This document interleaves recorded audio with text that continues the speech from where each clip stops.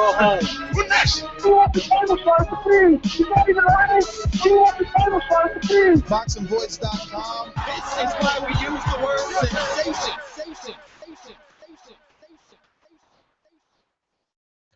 All right, everybody, welcome back to another edition of the Boxing Voice. I hope you guys enjoyed this Tuesday's past spontaneous show, man. We're going to be doing that a lot more from now on, especially when something hits the news like that, you know. Danny Garcia taking on what is his name? Rod Salka. Rod Salka. We got the Swift versus Lightning Rod Salka. I can't believe they're doing this to us, man. I just can't believe it, man. I'm just as let down. I'm still let down. I just can't believe that this is what they're gonna give us.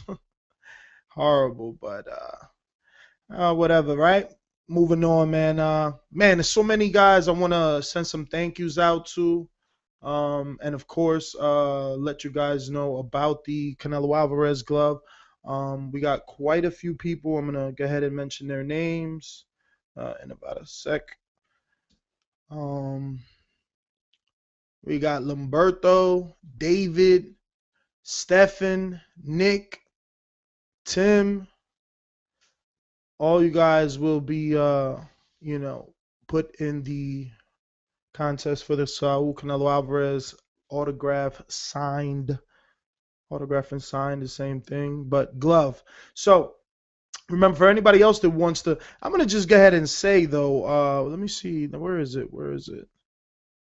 I think it might be, oh, yeah, David. David really wants this.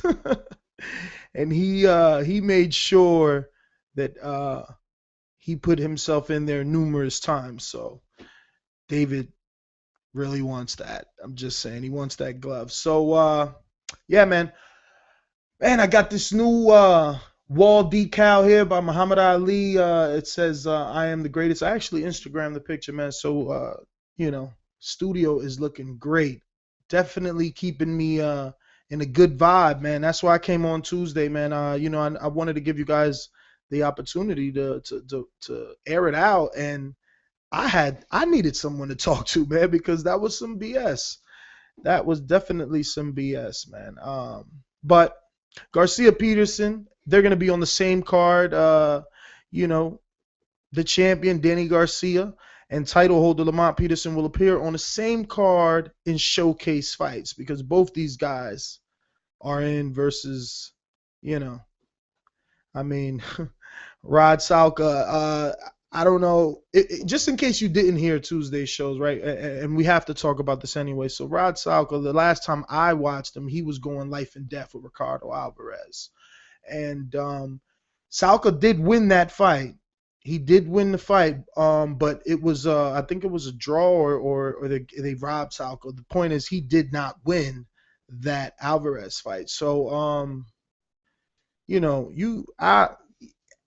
just never know nowadays in boxing. You never know when the sun is gonna shine on a dog's ass. But this doesn't seem like it can be too competitive. Now, Rod Salka does train, and his cornerman is Paul Spadafora. And for any boxing fan that may not go back that far, Paul Spadafora was a brilliant boxer in his day. Up until recently, he just suffered his first loss, but he faced a lot of limited opposition. But what he is a boxer. He just lacks power. So I don't know. Being a boxer, a guy that could stick a jab in your face seems to trouble Danny. So who knows what this can turn into? But there's really no way to spin this entire card, because you got Danny Jacobs, and he's going to be fighting Gerard Fletcher. Now, problem I have with this is it's for a secondary middleweight title. it's I think it's like the WBA regular belt. So this means nothing because Gennady Golovkin has the real belt. So like neither one of these guys is gonna fight him. I mean, probably Fletcher because it would be the biggest payday. But Jacobs, he's not. That's not gonna happen even if he wanted it to happen. So I don't know, man. Not good, not good. But anybody want to call in? I'm sure you guys got a lot to talk about. We're also going to have Shawn Porter and Ken Porter at the 7:30 mark. So that's in about 23 minutes. We need answers, right? Don't we? We need some answers because what's going on with this Brook fight? I'm hearing drug testing. I want to know what's going on because this should have been August 9th. That's the saddest thing. Could this somehow swoop in and save the day? Can they, they were already training, were they not? Can they fix things in time to make this a quadruple header at the Barclay? Is that possible? I know that's me being wishful thinking there. That could never happen. But yeah, man, it totally sucks. Let me see if this is 602. Is this James? It is. What's up, brother? What up, brother? What's going on? You should have texted me. Did Not you much. text me? I'm going to feel stupid if you did text me. No, you didn't even text me. Yeah, no, I was talking in the group chat. I said I'd probably jump on because Vic said he's running late and Beef's going to run late, so. You just reminded me by using the word chat. Oh, my goodness. Yo, so I didn't get to talk to you about Danny Garcia taking this Rod Salka. I mean, what is your thoughts? Dude, I mean, I listened to the show on Tuesday. I'm with everyone else, man. It's complete fucking bullshit. It really is inexcusable for Danny Garcia to win and his team to kind of conjure this up to kind of get this, to promote this guy that, first of all, no one even knows who he is. He's coming up from 135. You've seen him in one fight against Canelo's brother in which you think he might have been robbed, but it doesn't even matter. Like, Ricardo Alvarez, who the fuck is he? Even if you beat him outright, you fight them. He did. I mean, does that prove that you're good enough at 140? He only has 3 knockouts, so we're talking about the punching power less than Paul Malignaggi, because even he has 9. He's coming up an entire weight class, and he gets a title shot the first time he's there? Where the fuck is this even okay to be, like, okay, you got someone like, Adrian Broner. Okay, he's getting his Carlos Molina shot. He's kind of, just getting his feet back under him after a terrible loss. But Danny Garcia comes off a controversial decision, which many people think that you should actually rematch him because people thought you lost. Instead of rematching him on what was supposed to be an easy touch, you not only take an easier touch, this is probably the easiest touch I can imagine other than serious, like trash can workers. People who work at Dick's Sporting Goods so they could work out an hour a day. I mean, I can't even fathom how, 1, his team allows this to happen, and 2, Danny as the champion, Danny who has to take all this heat on Twitter, is fucking okay with this. I don't know what happened to that man. Like, he went from being the B-side in every fight and complaining about how he has to take fucking cab rides to the fucking, to the stadiums, but now he's fighting trash can workers. He's going to go back to that. Like, I can't see any positive on why this would be okay. Even if you're setting up a Peterson fight, this is inexcusable. It really is. There's plenty of people at 140, John Molina, other people that could have been available for this fight, that could have been a so-called, quote, easy touch. Maybe not John Molina as much, but, I mean, Rod fucking Stilka, whatever the fuck his name is, I don't give a shit about that fight. And I joked around about it, but I'm serious. I'm not going to be watching or reporting these fights. I'll stream them because I want to watch them because that's just who I am. I'm a boxing junkie. But I won't fucking give my fucking ratings to Showtime for this. This is bullshit. I think everyone should do this. We need to protest. This is when it needs to stop. This is the worst one I've ever heard of all. Out of all the fucking showcase fights we've had this year, with at least Keith Thurman got fucking Julio Diaz. Julio Diaz looks like fucking Floyd Mayweather compared to this fight. I'm just tired of this shit. Yo, but it's motherfucking lightning. Rod Salka, man. I'm giving myself Soul Crusher Meyer. I'm James Soul Crusher Meyer. It doesn't mean shit. Fuck it. Who cares? It's the nickname. Lightning? Yeah, he's definitely not. He doesn't have the thunder. He has no power. I don't give a fuck how fast he is. It's sad. When you see shit like this, it really makes me kind of want to see Danny Garcia get upset on this fucking card. Have this Rod Stalka guy have his little rocky moment against Apollo Creed and kind of uprise. I shouldn't be going against a fighter because of the fighter he's fighting. Does that make sense?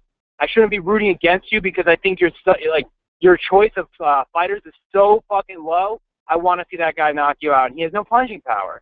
Fuck Danny Garcia. Fuck his team. Fuck Al Heyman if he's the one that's behind this shit. I hear you, man. It is bullshit, man, and you know, I had said on Tuesday that I felt it was a possibility that maybe Heyman is just running out these contracts, man. Maybe that's what he's up to. Because it's like and you giving said, soft touches. You think he's giving them soft touches so they don't get fucked up before he gets them all fully?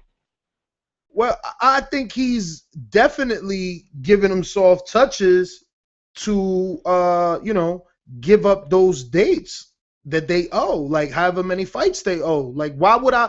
If I'm him and I'm really trying to, I mean, this is me speculating clearly, but like, wow, I mean, what the hell is this? Because it's like you said, he came up from 135. Ricardo Alvarez is lightweight. And,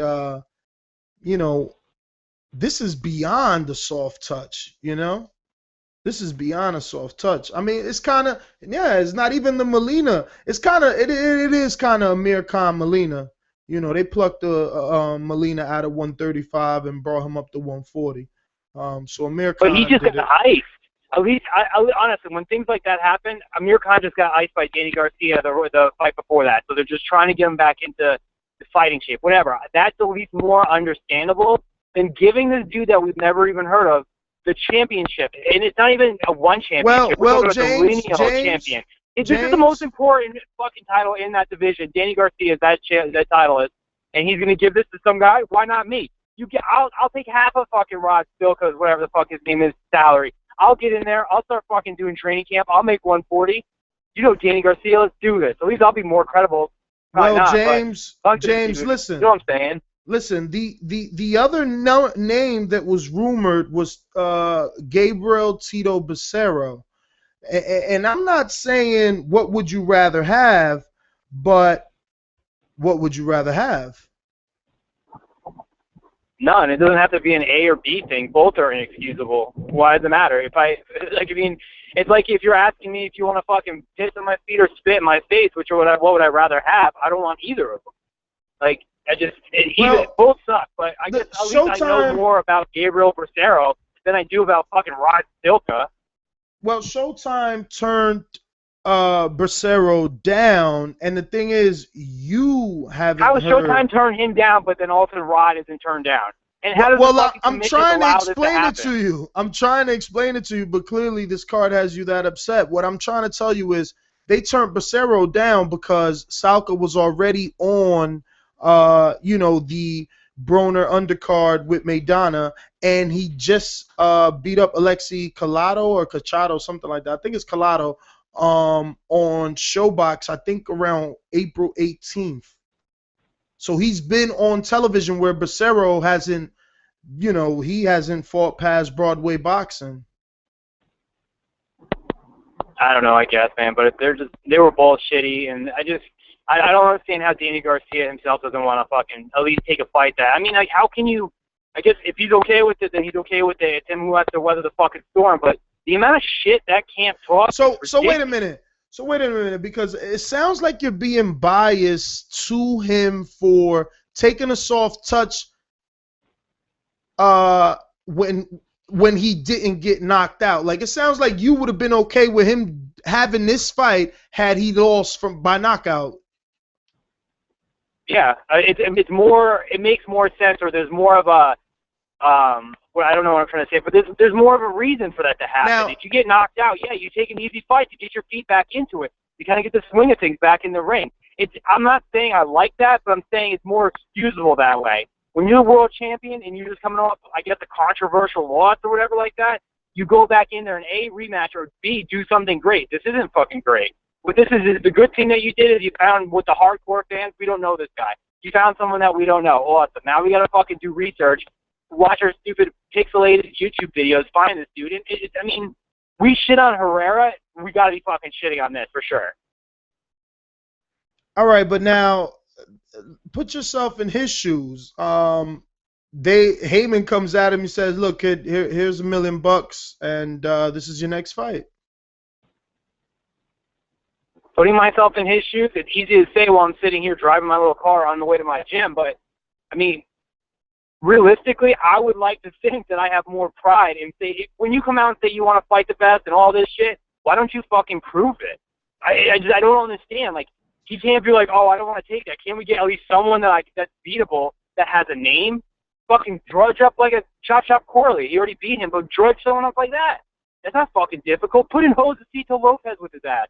Oh, well, I guess he's 147, but you know what I'm saying? Like, a low level, you could bring in someone that's a C class. This dude isn't even D class. What if they want to work on things? Then you do that in fucking sparring. You don't waste my fucking Showtime TV because you want to learn how to throw the hook off the fucking jab. Look, I'm just trying to play devil's advocate and doing a horrible job at it. But for those that just tuned in, and I also want to make this clear too, that not only am I pissed off at Danny Garcia, I'm pissed off at the whole fucking card. It's not just him. It's the shit with fucking Lamont Peterson. That fucking fight sucks. And Daniel Jacobs, that fucking fight sucks. I'm going to play devil's advocate again. Remember that it was Gamboa Luevano, right? And Wama Matagua on the same card. And he was letting it marinate.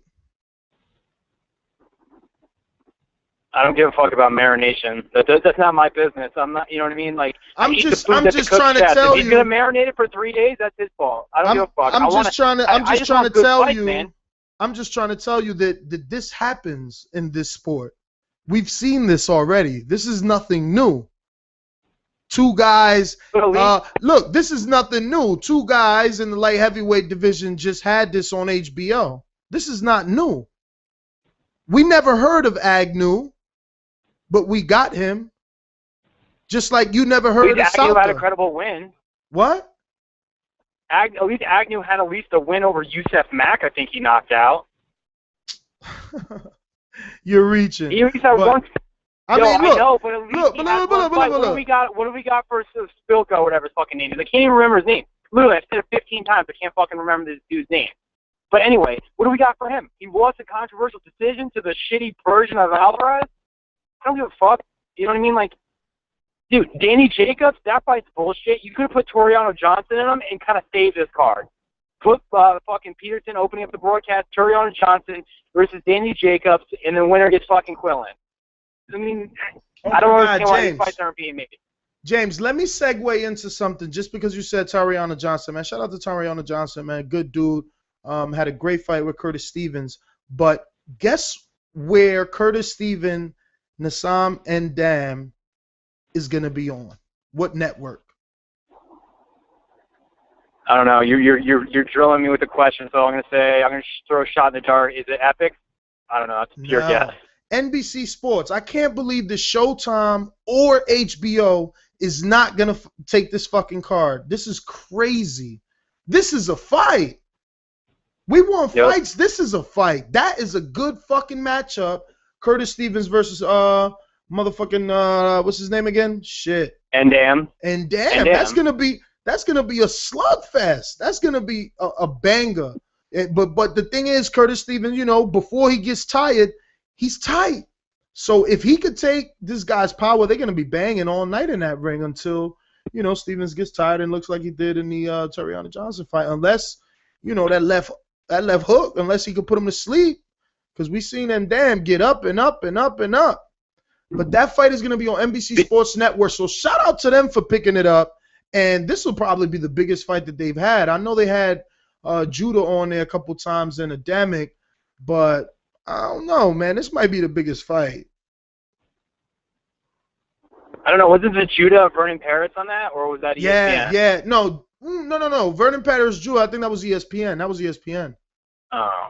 Okay, never mind. But speaking of people that need to get someone a fucking rematch, Curtis Stevens needs to get Toriano Johnson a rematch. He was beating his ass for the fucking 9 rounds. Hell yeah. That, you know. But because those are lower level fighters, they're not pushing that rematch. But everybody wants Danny to get in there with Herrera. They don't talk about that fight at all. But I want to go to this caller right here and make sure that it's him because last week I got fooled. MV2, is this you? Nah, it's not MV2. Hey, everybody, I guess, I don't know. I guess it's something with Blog Talk that says live. Everybody's live now.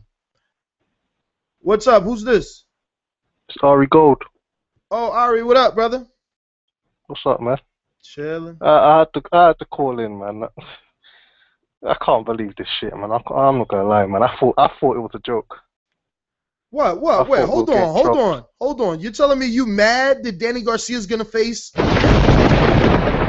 Rod Salka? It's a joke, man. Like, how? The worst thing is they got both of them on the same card. That's the main piss take with me. How can you kind of show you've got the two guys, the two champs who should be fighting each other, but instead they're both in bullshit knockout easy fights? That's the main problem. They're both fighting ungrateful guys. He's fighting a lightweight. This guy's fought a 140 once and he lost. He's fighting a lightweight who's not even a good lightweight. It's a joke. Yeah, man. I can't, man. Ari, clearly you didn't read the articles correctly, dude. You don't understand. You don't understand that Rod Salka or whatever his name is, he lost to Ricardo Alvarez in controversial loss. You clearly didn't read it correctly, bro. This is a good fight. I don't. This is a great fight. Shit, James. No.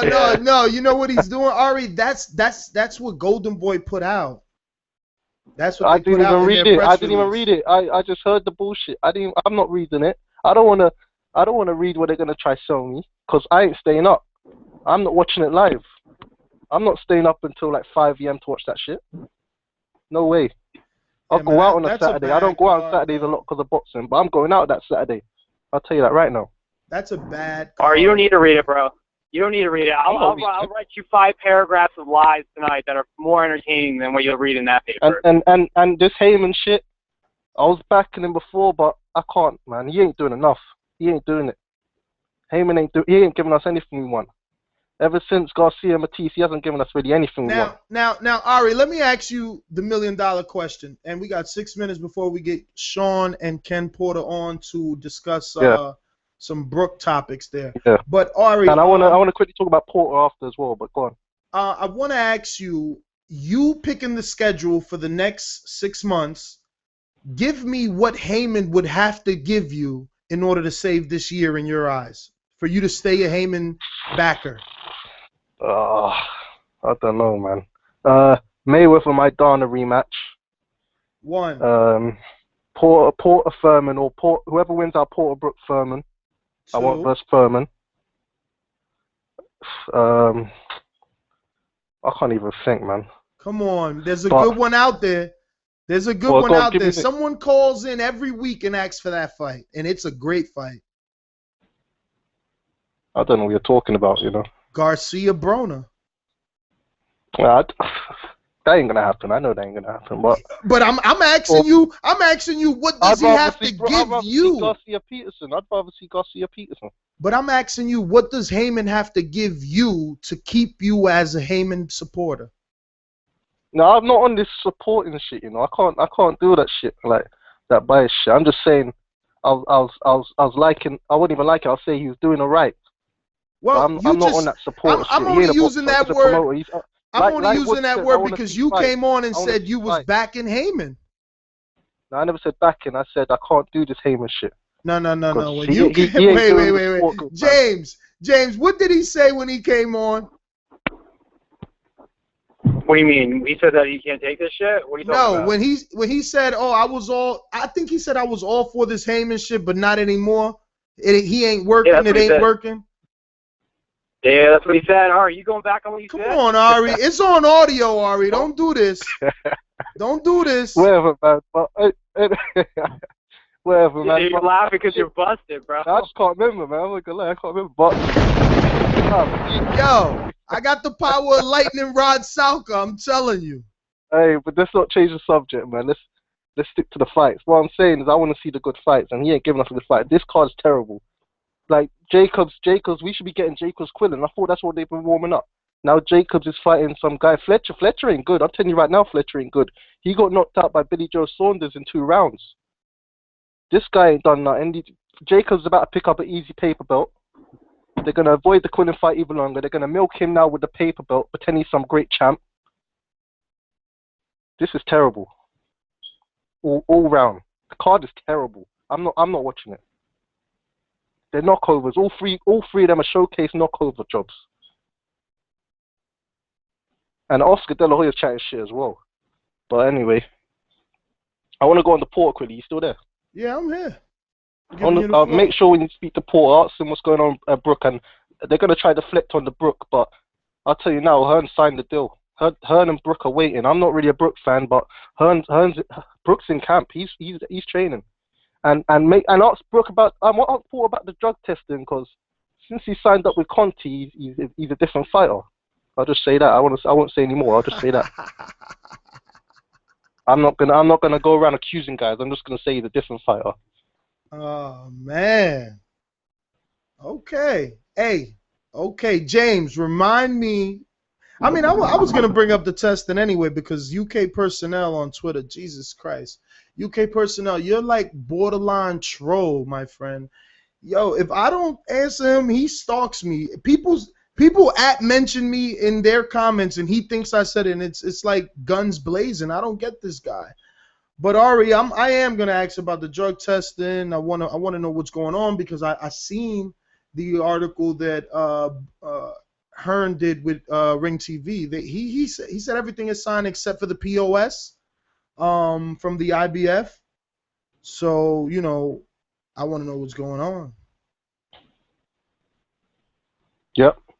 Well, it's good talking to you two anyway, but I'll let you get back to your show. I'll keep calling. I'm back in the chat anyway. Okay.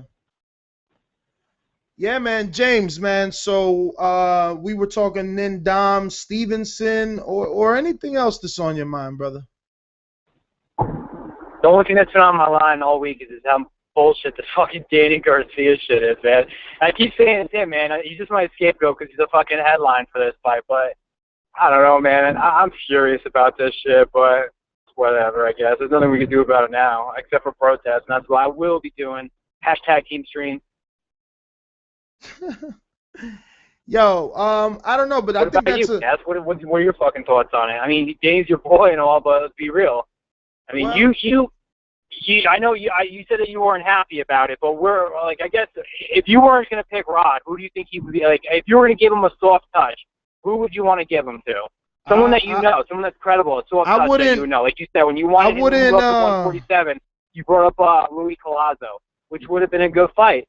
Something like that. Where do you think he could have gone other than going to Rod Bilga? I can't get his fucking name right. I seriously can't. Well, the thing is, coming off of that Herrera fight, I wouldn't even give him a soft touch. I think that he just needs. Yeah, I'm here. Hello. Hello, Mr. Porter. How you doing? We're doing good. Thank you. All right, brother. You're live on the Boxing Voice. We're happy to have you. Lot of questions, man. We want to know what's going on with the Kell Brooks situation. Eddie Hearn put out an article with Ring TV, basically stating that everything is signed on his part, except for one part of the contract of the PSO by the IBF. So what's really the holdup? I didn't know there was a holdup at all. I thought everything was done.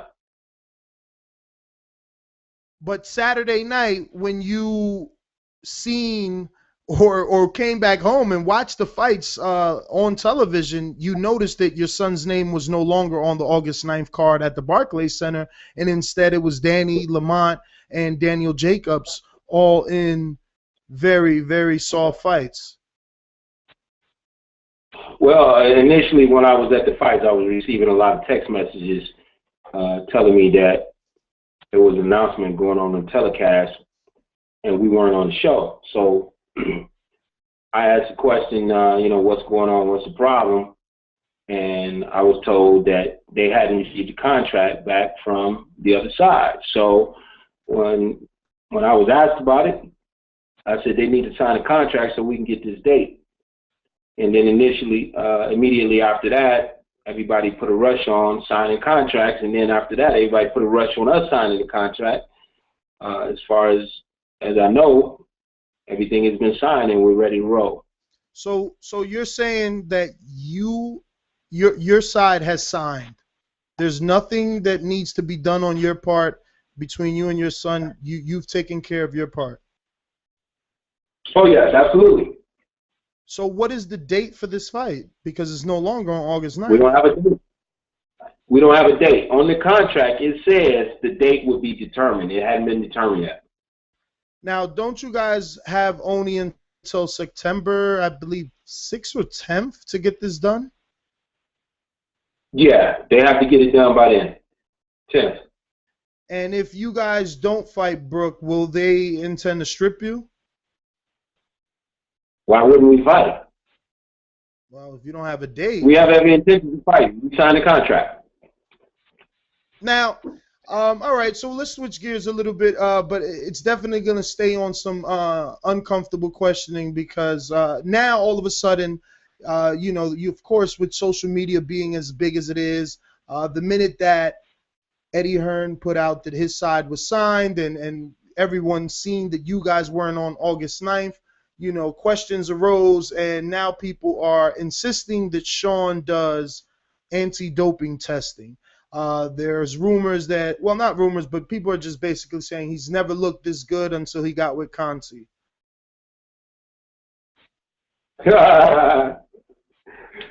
Okay, that's absolutely hilarious. I've been asking, for volunteer doping since Shawn has been a professional. So I don't care what anybody thinks that a person hasn't looked good or know how good they look in this fight or that fight or anything else. As Roger Mayweather said, most people don't know shit about boxing. So most people that's watching this don't have a clue of what's going on. Has absolutely nothing to do with Victor Conti or anybody else. It has absolutely everything to do with Shawn. If anybody had actually knew him or knew anything about him or knew anything about his history, they would know how good a fighter he was. But since they don't, they underestimate us, and then they get what they get in the last fight. So we continue to work hard and do what we do. Victor Conti doesn't work with Shawn on a day-to-day basis. He doesn't work with Shawn on a monthly basis. He's seen Shawn probably, the last couple of fights, he probably seen Shawn maybe 3 or 4 times. There's nothing that he does with Shawn directly. I work with Shawn. He doesn't do anything directly with Shawn. He doesn't give Shawn anything. Shawn doesn't do anything that's instructed by him. So, people misunderstand what's going on there. That's kind of like going to the Cadillac dealership and getting to going there to buy a car. Well, you go to the Cadillac dealership, and so you bought a Cadillac. That's it. We just going to a place with his name on it. He doesn't work with us. He doesn't do anything directly with Shawn. He doesn't give Shawn anything. Shawn doesn't accept anything from him. Okay? It's just a name that's overseeing everything else is going on. Be the same thing as going to Mayweather gym. That don't mean you work with a Mayweather. That don't make you a Mayweather. You just go to that gym. Well said. Now, so if Brook happen to want to do drug testing to get this fight done, will you and Shawn be willing to partake in anti-doping testing or anti-dope testing? No doubt. Oh, Shawn, what's going on, brother? No doubt. Hey, man, what's up, Nestor? Listen, I've been all throughout, the amateur program, I did use SADA, anti-doping. And, I take a test before and after the fight now. And, I've always wanted to do the testing prior to fights, because as clean as I am, I want the world to know. Not only that, I want the fighter that I'm standing across the ring from to know it and be just as clean as I am, So at the end of the day, you tell us when we have to take the test and we'll be there ready to take it.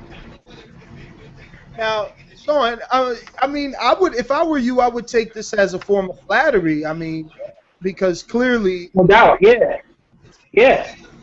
it's definitely flattering. And then it goes back to what my dad said. If you know my history you name any 165-pound boxer out there that had a name coming up through the amateur system, they know about me, they know about my power.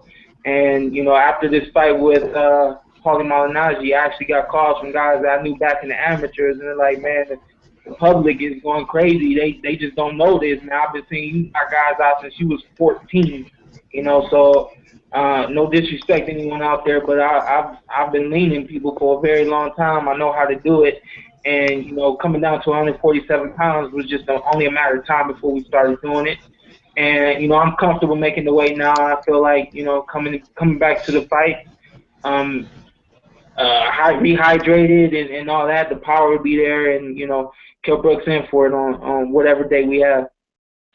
Now, is this at all frustrating? Because, I mean, clearly going into this, it's hard for one not to think that with Porter comes a Brook comes a stigma of this kind of stuff happening where the fight doesn't take place. There's never a date. I mean, we've seen this with Devin Alexander. Do you think that this is going to be the same scenario, or are you confident that you're going to fight this man? I'm confident that I'm going to fight him, but that's just me. If I was in his shoes, looking at him, I don't see how you could pass up an opportunity like this. I was given an opportunity to fight for the IBF title, and I took full advantage of that. With that being said, if he loves this sport, if he's a competitor, he'll get in the ring when they tell him to get into the ring. As far as the date changing and all of that, it's really not that frustrating because it's boxing. I'm used to it. I can't really remember a time where I was ever given a specific date and that date stuck. So a little frustrating that I won't be getting in the ring next month, like what I was told right after my fight. But we've been in the gym 5+ weeks, training hard as usual, right after the last fight, and we'll be ready. Now, how long is too long? Like, how much time has to go by before you decide to sit down with your father and whoever else on the team, Porter, and say we have to move on? Because wouldn't you want to stay active, or are you okay?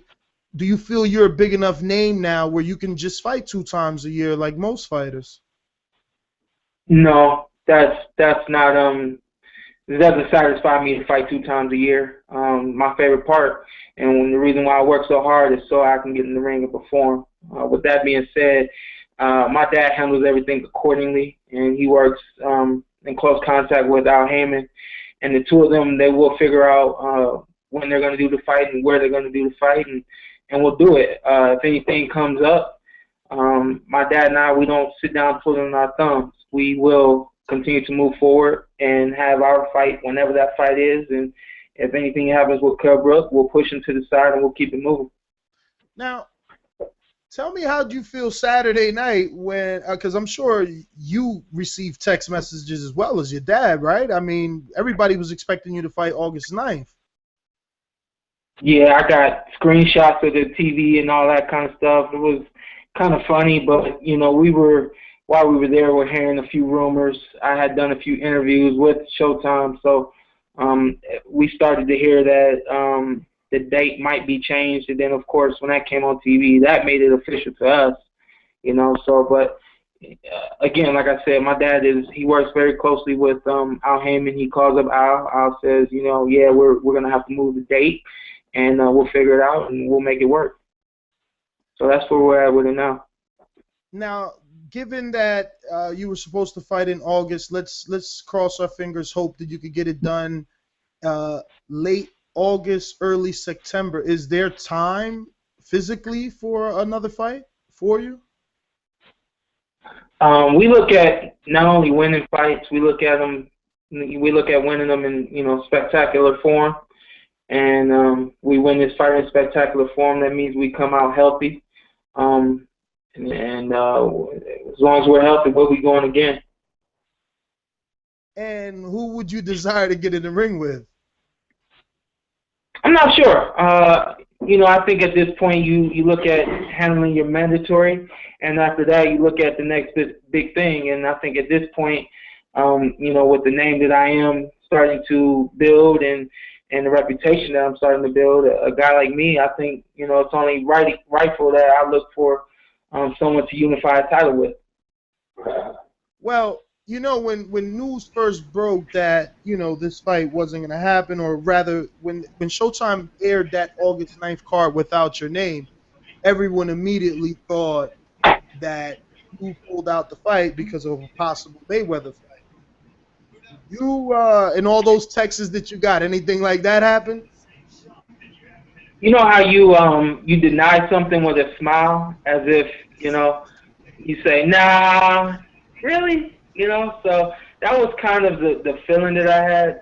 Some people started to throw out Mayweather choosing me, to be, the next fight for him in September, and it was kind of a, no, not really. It was kind of, you don't believe it, but you want to believe it, So, and of course, when those rumors started to rise, you kind of dig. You start to look and you dig, and then, you find out that, this fight is going to go on. It will be Kell Brook, stick with who you've been training for, who you've been preparing for, and then after that, we'll look for someone like, let's say Floyd Mayweather or, Manny Pacquiao or, someone else out there with a big name or a big belt. Now, the fight that the fight fans want, the new Mayweather Canelo and the Garcia Matisse is Porter Thurman. That's what everybody wants, is Porter Thurman. Do you see that happening? I don't know. I really don't know. I see the public wanting it to happen, which is pretty cool, to be talked about and like that, and nothing's going on at all with that fight right now. So there is a lot of excitement built up about that fight, as it should be. We're two of the best welterweights out here right now, and when that fight takes place, I don't know. I do think that it will take place eventually, though. So you welcome that match? I do. I welcome that match because, he has the name that he has, and he's undefeated, and he's done everything that you will want a great fighter to go against to do. He's not, anyone who's been knocked out a couple times, and they're questioning, why you're getting in the ring with that person. I think there's so much built up around this fight that it should happen. Such a gracious champion you are. So, Shawn, it's funny that you say you wouldn't mind fighting him because Robert Guerrero, most recently Saturday nights, told Keith Thurman, he says Keith Thurman has to fight Islandri Lara, which is a 154-pounder. I'm pretty sure you're familiar with his name, before he can fight Robert Guerrero. I think the way Robert fought, the way he performed the other night it was very satisfactory. It was very stupid in my opinion.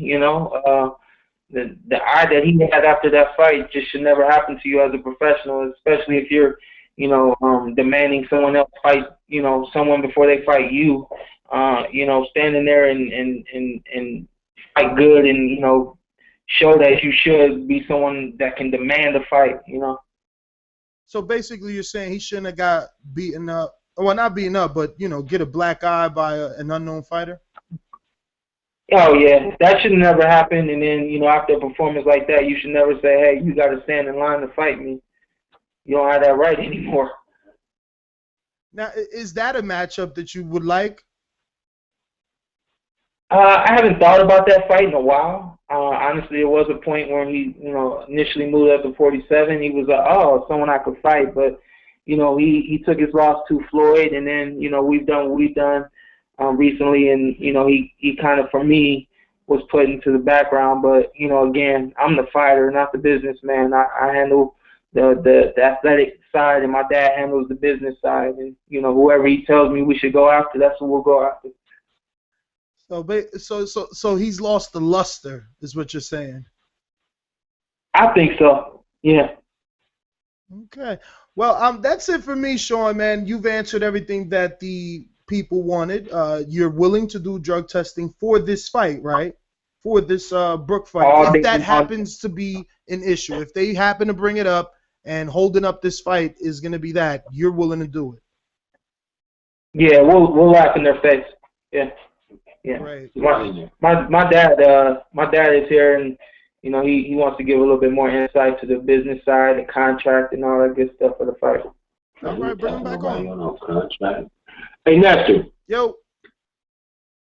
Just so you know, this works out perfectly for me because, like I said, I have been asking for volunteer drug testing, but I haven't been getting any answers on it.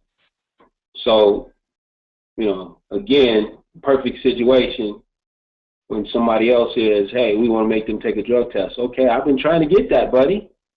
You know, this makes it easy for me. You know, so I'm glad they want to do it, and I would like to keep it going after this one.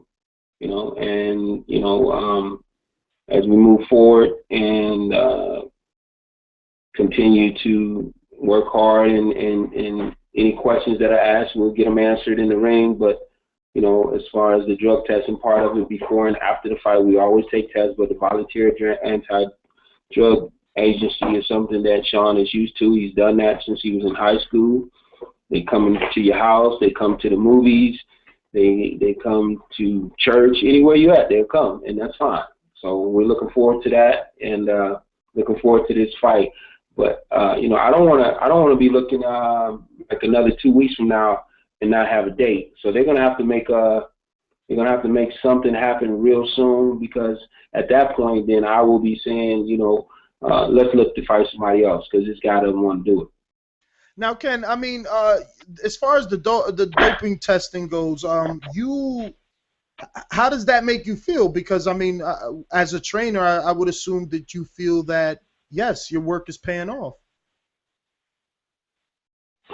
Well, I didn't think of it that way. I just looked at it like I said, like I've been asking for this and nobody's answering the phone call, and now somebody wants to do it, which plays into what I want. It works out perfectly for me. Whatever the reason is for it, you know, he mentioned drug tests, then he mentioned my name, or Shawn's name, then he, you know, continued to talk some more, then he mentioned drug tests, and he mentioned Shawn's name again, you know, so every time he said drug testing, he mentioned Shawn's name, so, you know, obviously he's trying to make an insinuation, so we need to take the test, and we're going to take the test, but you know, that's not going to be a problem for us. We're looking forward to that, and I want to keep that going on from this point on. Well, that'll be great because, you know, we don't want any snags. We finally want get this fight out the way, because we know there's so much that could be out there for you and Shawn if you get past this fight. But we want to thank you, of course, to you and Shawn, you know, for coming on and giving us your time. And if you guys got any social media, something you want to give out to the listeners, you can do so now. If not, Shawn, thank you, and Ken, thank you. Hey, I got one more thing. I got one of Shawn's sparring partners here, and I'd like him to introduce himself and just tell you a little bit about what's going on with us. Okay. Okay. His name is Don Cameron. How you doing? What's up, Don? Yeah, not bad. Yeah, Camp's looking real good. Shawn's looking real good. You know. Wait, I think this will be a great fight. Don. You're from the UK? Yeah. I'm from the UK, as you can tell by my accent. Yeah. So how much do you weigh? I'm 154 right now, about 160. About fight 154. Okay. So how's camp going?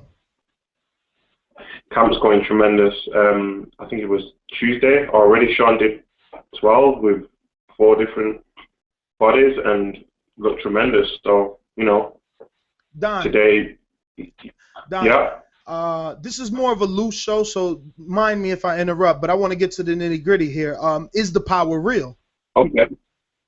Sorry? I said I want to get to the nitty-gritty. Is the power real, or was Malignaggi just Malignaggi at the end of his career? It's surreal. It's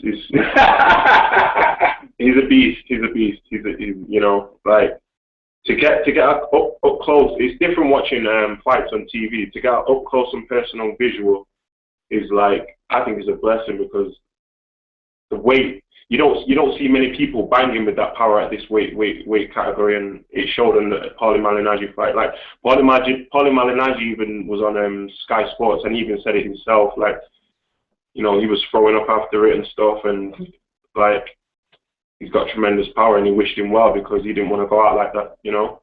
And for Shawn not to carry that on would be a shame. But I don't see that happening at all. Like, yeah. So, have you ever sparred with Kell Brook? I haven't. No, I haven't. I've watched him though. I've seen quite a lot of Kell Brook. Okay. Well, Don, man, thanks for coming on and answering some questions for us here, brother. Thank everybody again, Ken and Shawn. We're going to go ahead and let you guys go and get on to our next guest. No problem. Appreciate it. Thank you. All right. Thanks, Nestor. We'll talk to you soon. Thanks, Ness. All right, Shawn. All right, Ken. Thank you, Don. Yeah, man. So, Vic, what's going on, brother? You jumping on late, but we're almost ready. I didn't want to jump in and repeat a question, dude. My bad. Yeah, no, it's cool, man. Of course, you know, Ken and Shawn, basically, as always, very open. And look, no snags. So, Vic, you know, you got your contacts with the match room over there. Is this gonna happen now? I mean, they even said drug testing is not a problem. It's something that Ken Porter is welcoming. He wants that. He said it's something that he's been wanting for a while. Are we gonna get this fight, man? From what I heard, I mean, the contracts are signed. I don't know what snags they are. I don't know if there's a possibility of Porter getting a Mayweather fight. I mean, obviously they said, you know, right now that's not the case. Or maybe it's Kell Brook doing what Kell Brook does. I mean, who knows? I mean, but Eddie Hearn said contracts are signed. Golden Boy lawyer said contracts are signed. So I don't know what the hiccup here is. Well, we're waiting on a date. When could you see this happening? I mean, the IBF mandated had to happen before September 6th. But I could see this.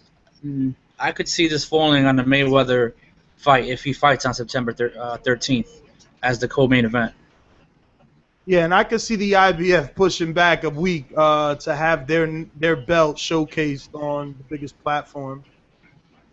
So I mean, that could be what's happening. So, well, that would be a super strong undercard, I think, because I like Kell Brook Porter either way, on the undercard of Mayweather or as a main event. That's a fight I want. There's too many questions about Kell Brook and too much hype. I know that you're a Kell Brook fan, but I've been. Well, I mean, I already told you I'm picking Porter if this fight ever happens, because I just think. I mean, I picked Porter. I don't even remember if I picked Porter for Alexander, but I just think Carson Jones is no Shawn Porter in terms of being a bully, and Shawn Porter will bully Kell Brook. Maybe worse than Carson Jones did. Now, we had his sparring partner there at the end of the segment in that interview. Now, come on, is the sparring partner going to tell us the truth? Is he going to say, "Yeah, Porter's beating me up"? Is this guy sincere? We got all these UK listeners, man. Where's MV2? Where you need him? Stuart Little, where you at? Does anyone know? Man, what was his last name? Vic? It's on audio though. I believe it was Don. I can't remember the last name, Vic. Vic, I forget his last name. I'll go back to the archives. All right. Well, let me take some callers here. Let me hit the streets, see what they got to say. I want to hope this is my guy, man. Ladies and gentlemen, please welcome Nelson. No, motherfucker, I didn't say my name was different. What the fuck? Oh, you said your name was Nelson. No, I didn't. You need to clean your motherfucking nails out, nigga. I love that shit. First of all, that August 9th card is indefensible, man. You can't possibly defend that bullshit. Straight trash. That shit is straight basura, man. Yeah, that's bad, man. That's bad. Well, I'm excited to see my boy Rod Salka versus Danny Garcia. I mean, what kills me now is you're starting to piss me off with all this. Oh, well, I thought he got robbed against Ricardo Alvarez. Guess what? Gayo Thompson ain't need to get a gift decision over Ricardo Alvarez. He went in there and whooped his motherfucking ass, and that was 130 pounds. Yo, I'm not defending him. I'm just telling you the obvious because. No, he beat Ricardo Alvarez, but beating Ricardo Alvarez don't mean nothing. Guy's a bum. I'm not defending anybody. Listen, Nelda, this is what happened, right? I was having a personal conversation with Matt, the producer, and I'm like, damn, Danny Wallin, he about to fight this dude, Rod Salka, and Matt was like, Salka, for real? He's like, yeah. I'm like, yeah. He's like, oh man, I know that dude. He's from Pittsburgh, yada yada yada. So then he started telling me, he was like, yeah, he fought Ricardo. I'm like, oh shit, I was at that fight. I remember that fight. I remember Ricardo Alvarez's fight. So I have to say what I saw, or I'm gonna be lying saying I don't know the dude, but I do. I just didn't know his name. Yeah, no, I hear that, but I'm saying though, like, I mean, you gotta put full perspective on it. You know, this guy he just gotta win. As good as Gayo Thompson is. Yo, he just gotta win April 18th on Showbox. Oh, well, whoop-de-doo. Word, whoop-de-doo. I'm just saying. That's what I'm saying. Whoop-de-fucking-do. That don't mean he deserves a shot at the lineal champ, man. And whoever said hold on. Yo, if the champ wanna give somebody the Rocky story and give someone get the hell out of here. Life. No, Ness. Yo, if the champ wanna do that, I understand. If he wants someone else to hopping out that foreign car with a couple of foreign bras, hopping out that foreign car with a couple of foreign bras. Yo, I think he's giving back. Yeah, man, get the fuck out of here. He ain't giving back. He's robbing the bank is what he's doing. Rob Salka ain't shit. Yo, he's giving Rob Salka. You know listen, I bet you Angel Garcia says he better say thank you because now he could buy a house. Yeah, word. Man, that's gonna be the easiest house that he ever fucking earned. You know, Rob Salka, man, please. I hope Rob Salka knocks that motherfucker out. I swear to God. This is some bullshit. This is straight trash. That's why. So you're not gonna pick Rod Salka like you picked Algieri? Who you calling, man? I'm calling Herrera. Hello? Mauricio. Hey, what's up? What's going on, brother? You're live on the Boxing Voice, man. Thank you again for coming on, and I'm gonna pass you to Vic real quick, my co-host Victor Salazar. Hey Mauricio, how you doing, man? Hey, what's I want to make this more about you before we make this about someone else, because we know it's gonna go that way. Tell us about your fight with Johan Perez coming up on, another big pay-per-view. Did you think Golden Boy would bring you back this fast? And just tell us what's going on before July 12th. Oh, well, we're excited, that Golden Boy's brought us back.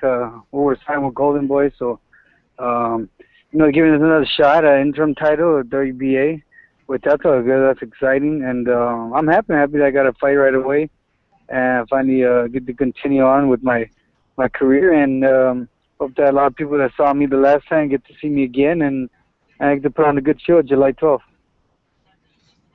Now, I was on the conference call, I guess a few days ago, and you basically said that you wanted to put on a show and knock this guy out. Can you elaborate on that? Because that's not the Mauricio Herrera we're used to seeing, a guy that's going to go for the knockout. No, well, go ahead. Yeah, I just wanted you to, you basically said you want to knock this guy out and that you are going for the knockout. That's just a little different mindset that we expect from Mauricio Herrera, because you're usually the guy to box. Yeah, it's more really not so much looking for a knockout, but I'm just I think I know how to mess with my style a little and to give a great show. I mean, if the knockout comes, it comes. I'm not really a hard knockout puncher, but I think I'm just looking to throw more punches in this fight. Maybe look at a stoppage if I see it. Just look for more openings for an exciting fight instead of just sometimes trying to win cautiously. Well, all fights are different, so you never know, But I'm just try to give the most exciting fighting. I'm in great shape, so So I think when I'm in good shape, I can do more things. So I may, even surprise myself. Now, it's never good to take a loss, but do you think that Danny Garcia loss, in a way, was more like a win to you because the fans are now appreciating you more, maybe before they were before this fight? Yeah, it felt like a win. They didn't give me the decision, so yeah. I mean, it feels good. I feel like like I'm doing good right now. I got some exposure, and I just hope to keep up in that level. With fighting the best. Now, I wanted to ask you this on the conference call last week, but I didn't get the chance to. Did you see the Chris Algieri-Ruslan Provodnikov fight? And then if you did, who did you think won that fight? Yeah, I saw it. I just saw it one time. I was gonna watch it again just to kind of check it out real good, but from what I saw the first time, it looks like I thought Chris did enough to win. It was a tough fight for Ruslan. Ruslan he just couldn't catch him. He was I think he was not as great as the past fights he had. I think he just seemed to look for one shot at a time in this fight, and it wasn't working out for him. I was trying to, I wanted Ruslan to do good. I always liked him as a fighter, and to me, it just seemed like he just wasn't pulling out the rounds. The reason I ask you that because I see that fight almost as similar to your fight with Danny Garcia, because in the way some judges were scoring the fight, some judges scored it on power punching, and the other guys were scoring it on effective punching and ring generalship. They gave Algieri that in New York, but it seemed like they didn't give you that in Puerto Rico. Yeah.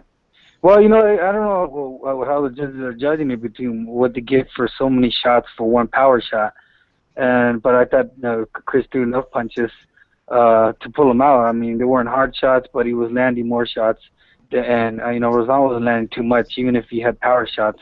It wasn't enough power shots to overshoot the punches that Chris was throwing. And my last question before I let Nestor jump in, obviously, we know who Danny Garcia is fighting. Did you ever get a phone call for that fight for August 9th? For Danny Garcia? No, we never got a fight. You're saying for a rematch or something? Yeah, did they ever call you? Did anyone ever reach out to you to make a rematch? Never got back to us. No, they just kind of shined us off. I mean, you can see in the interviews of Danny, he's shining us off, saying they're past Herrera and that he's going to do other things and fight the toughest fights out there. I mean, in his interview, I guess after my fight, said that nothing's going to come easy. He said every fight's going to be, tough, and they're going to want what he has. And I don't know if he's doing that now, but hey, I guess it's destiny, right, from what his dad says. So I don't know. They didn't want to give me a rematch. You could see his dad. He even talks about it, saying that Mauricio, I should just stay happy, that I got to pay. But it doesn't work that way. Now, Mauricio, I mean, what went through your mind when you found out it was Lightning Rod Salka?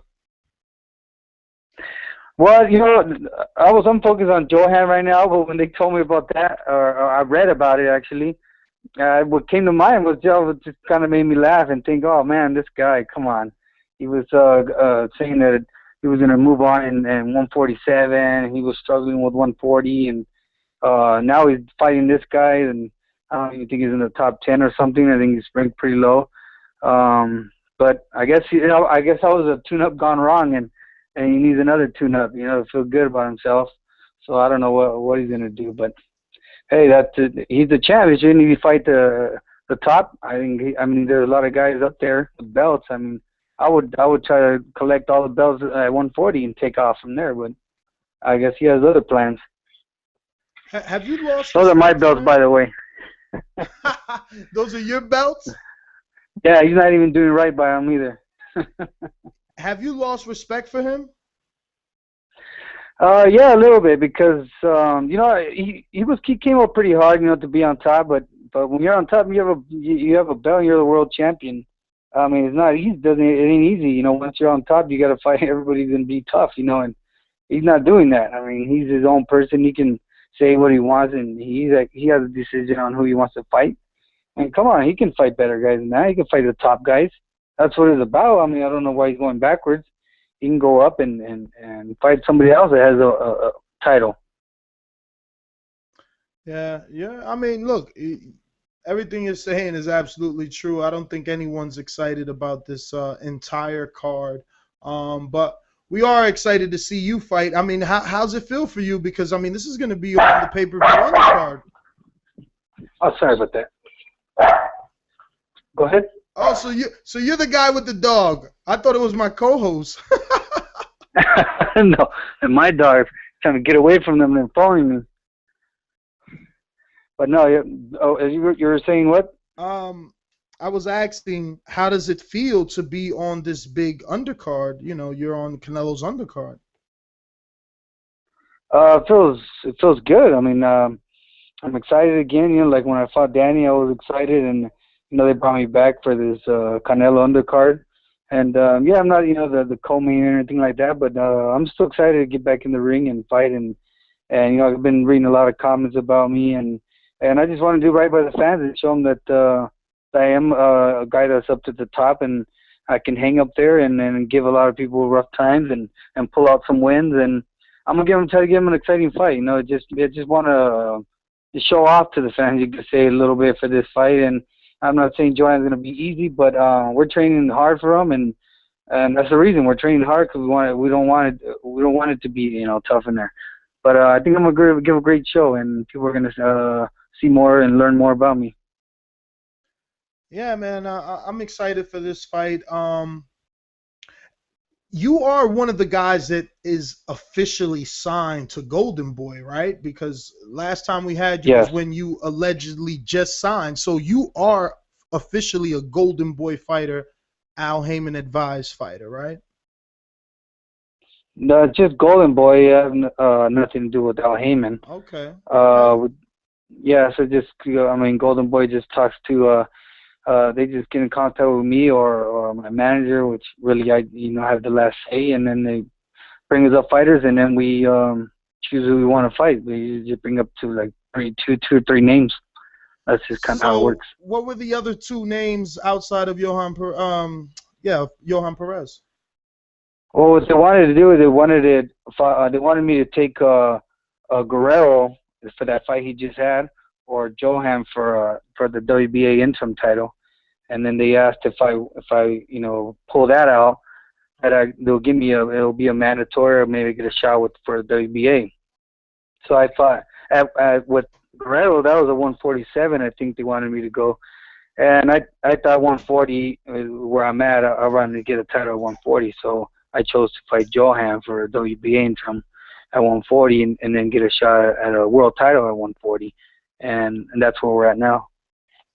Now, would you say that you're happy with the way you've been treated over there at Golden Boy? Because, before this, you fought a lot on ESPN. Now you're getting, Showtime exposure, pay-per-view exposure. You're getting the big-name fights.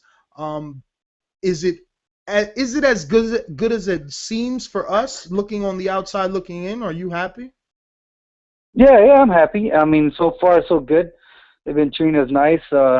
They got me back on, like you can see on the Canelo card, trying to still get my name out there, and they're giving me for interim title for WBA, and I think they want to do something with me and give me a shot at a world title at 140, and then I'm on the same page. That's what I want to do, is become a world champ at 140 and go from there. And so far, I have no complaints. We'll see. Who knows how things may change in the future, but so far so good. Yeah, it seems good, man. We're all happy that they're bringing you back, because sometimes guys don't win the fight and get shelved, and you've been an exciting fighter for a long time, and you're one of the guys that first cracked the puzzle that was Ruslan. You gave us a great fight with Alvarado. Look what you did with Danny. So you deserve everything that's coming your way, and we're happy, to have you on this show. That's about it as far as questions. So if you got any social media, something you want to give out to the listeners so they can follow you either on Facebook or Twitter or something. Yeah, they can follow me on Twitter at El Maestro1, and then it's on my Facebook also, and then my Instagram is Mauricio Herrera, Mauricio359. They can follow me there. And just want to say thank you guys for this interview. I know it helps out a lot for the fighters, and I want to thank everybody, all the fans, everybody who loves boxing, who's a fan of mine. I love everybody. All right, Mauricio, take it easy. All right, you too. Thank you again. All right. You gotta love that guy, man. You know, it's kind of hard not to feel for him. I'm happy that Golden Boy is doing what they have to do for him, and that we're gonna see him back. Vic, I totally fumbled there because I wanted to come back. My last question, I just can't remember, but my last question, I wanted to know, was the money not right for that Guerrero fight? Because Well, I mean, I don't 75,000 camera guy got, so I don't know. yeah, but Herrera's a bigger name than Kamagai. That's the whole point. I don't know. Money must have not been right. I'm sure he wasn't trying to fight for 75,000. That was a stretch asking him to move up. You know what I'm saying? Like he doesn't have much power at 140. Nelta, you're back, baby. Well, and asking him to move up against a name, whereas against Perez, he could at least pick up a title. You know, not a prestigious title, but you know, one off the same. I mean, hey, Lamont Peterson has a fucking title, for God's sake. The thing about the Perez title is that if he wins that, he becomes Danny's mandatory anyway, because Danny got the WBA. Yeah, I think that's the route he wanted to take. From what I see from him, he wants to fight Danny again.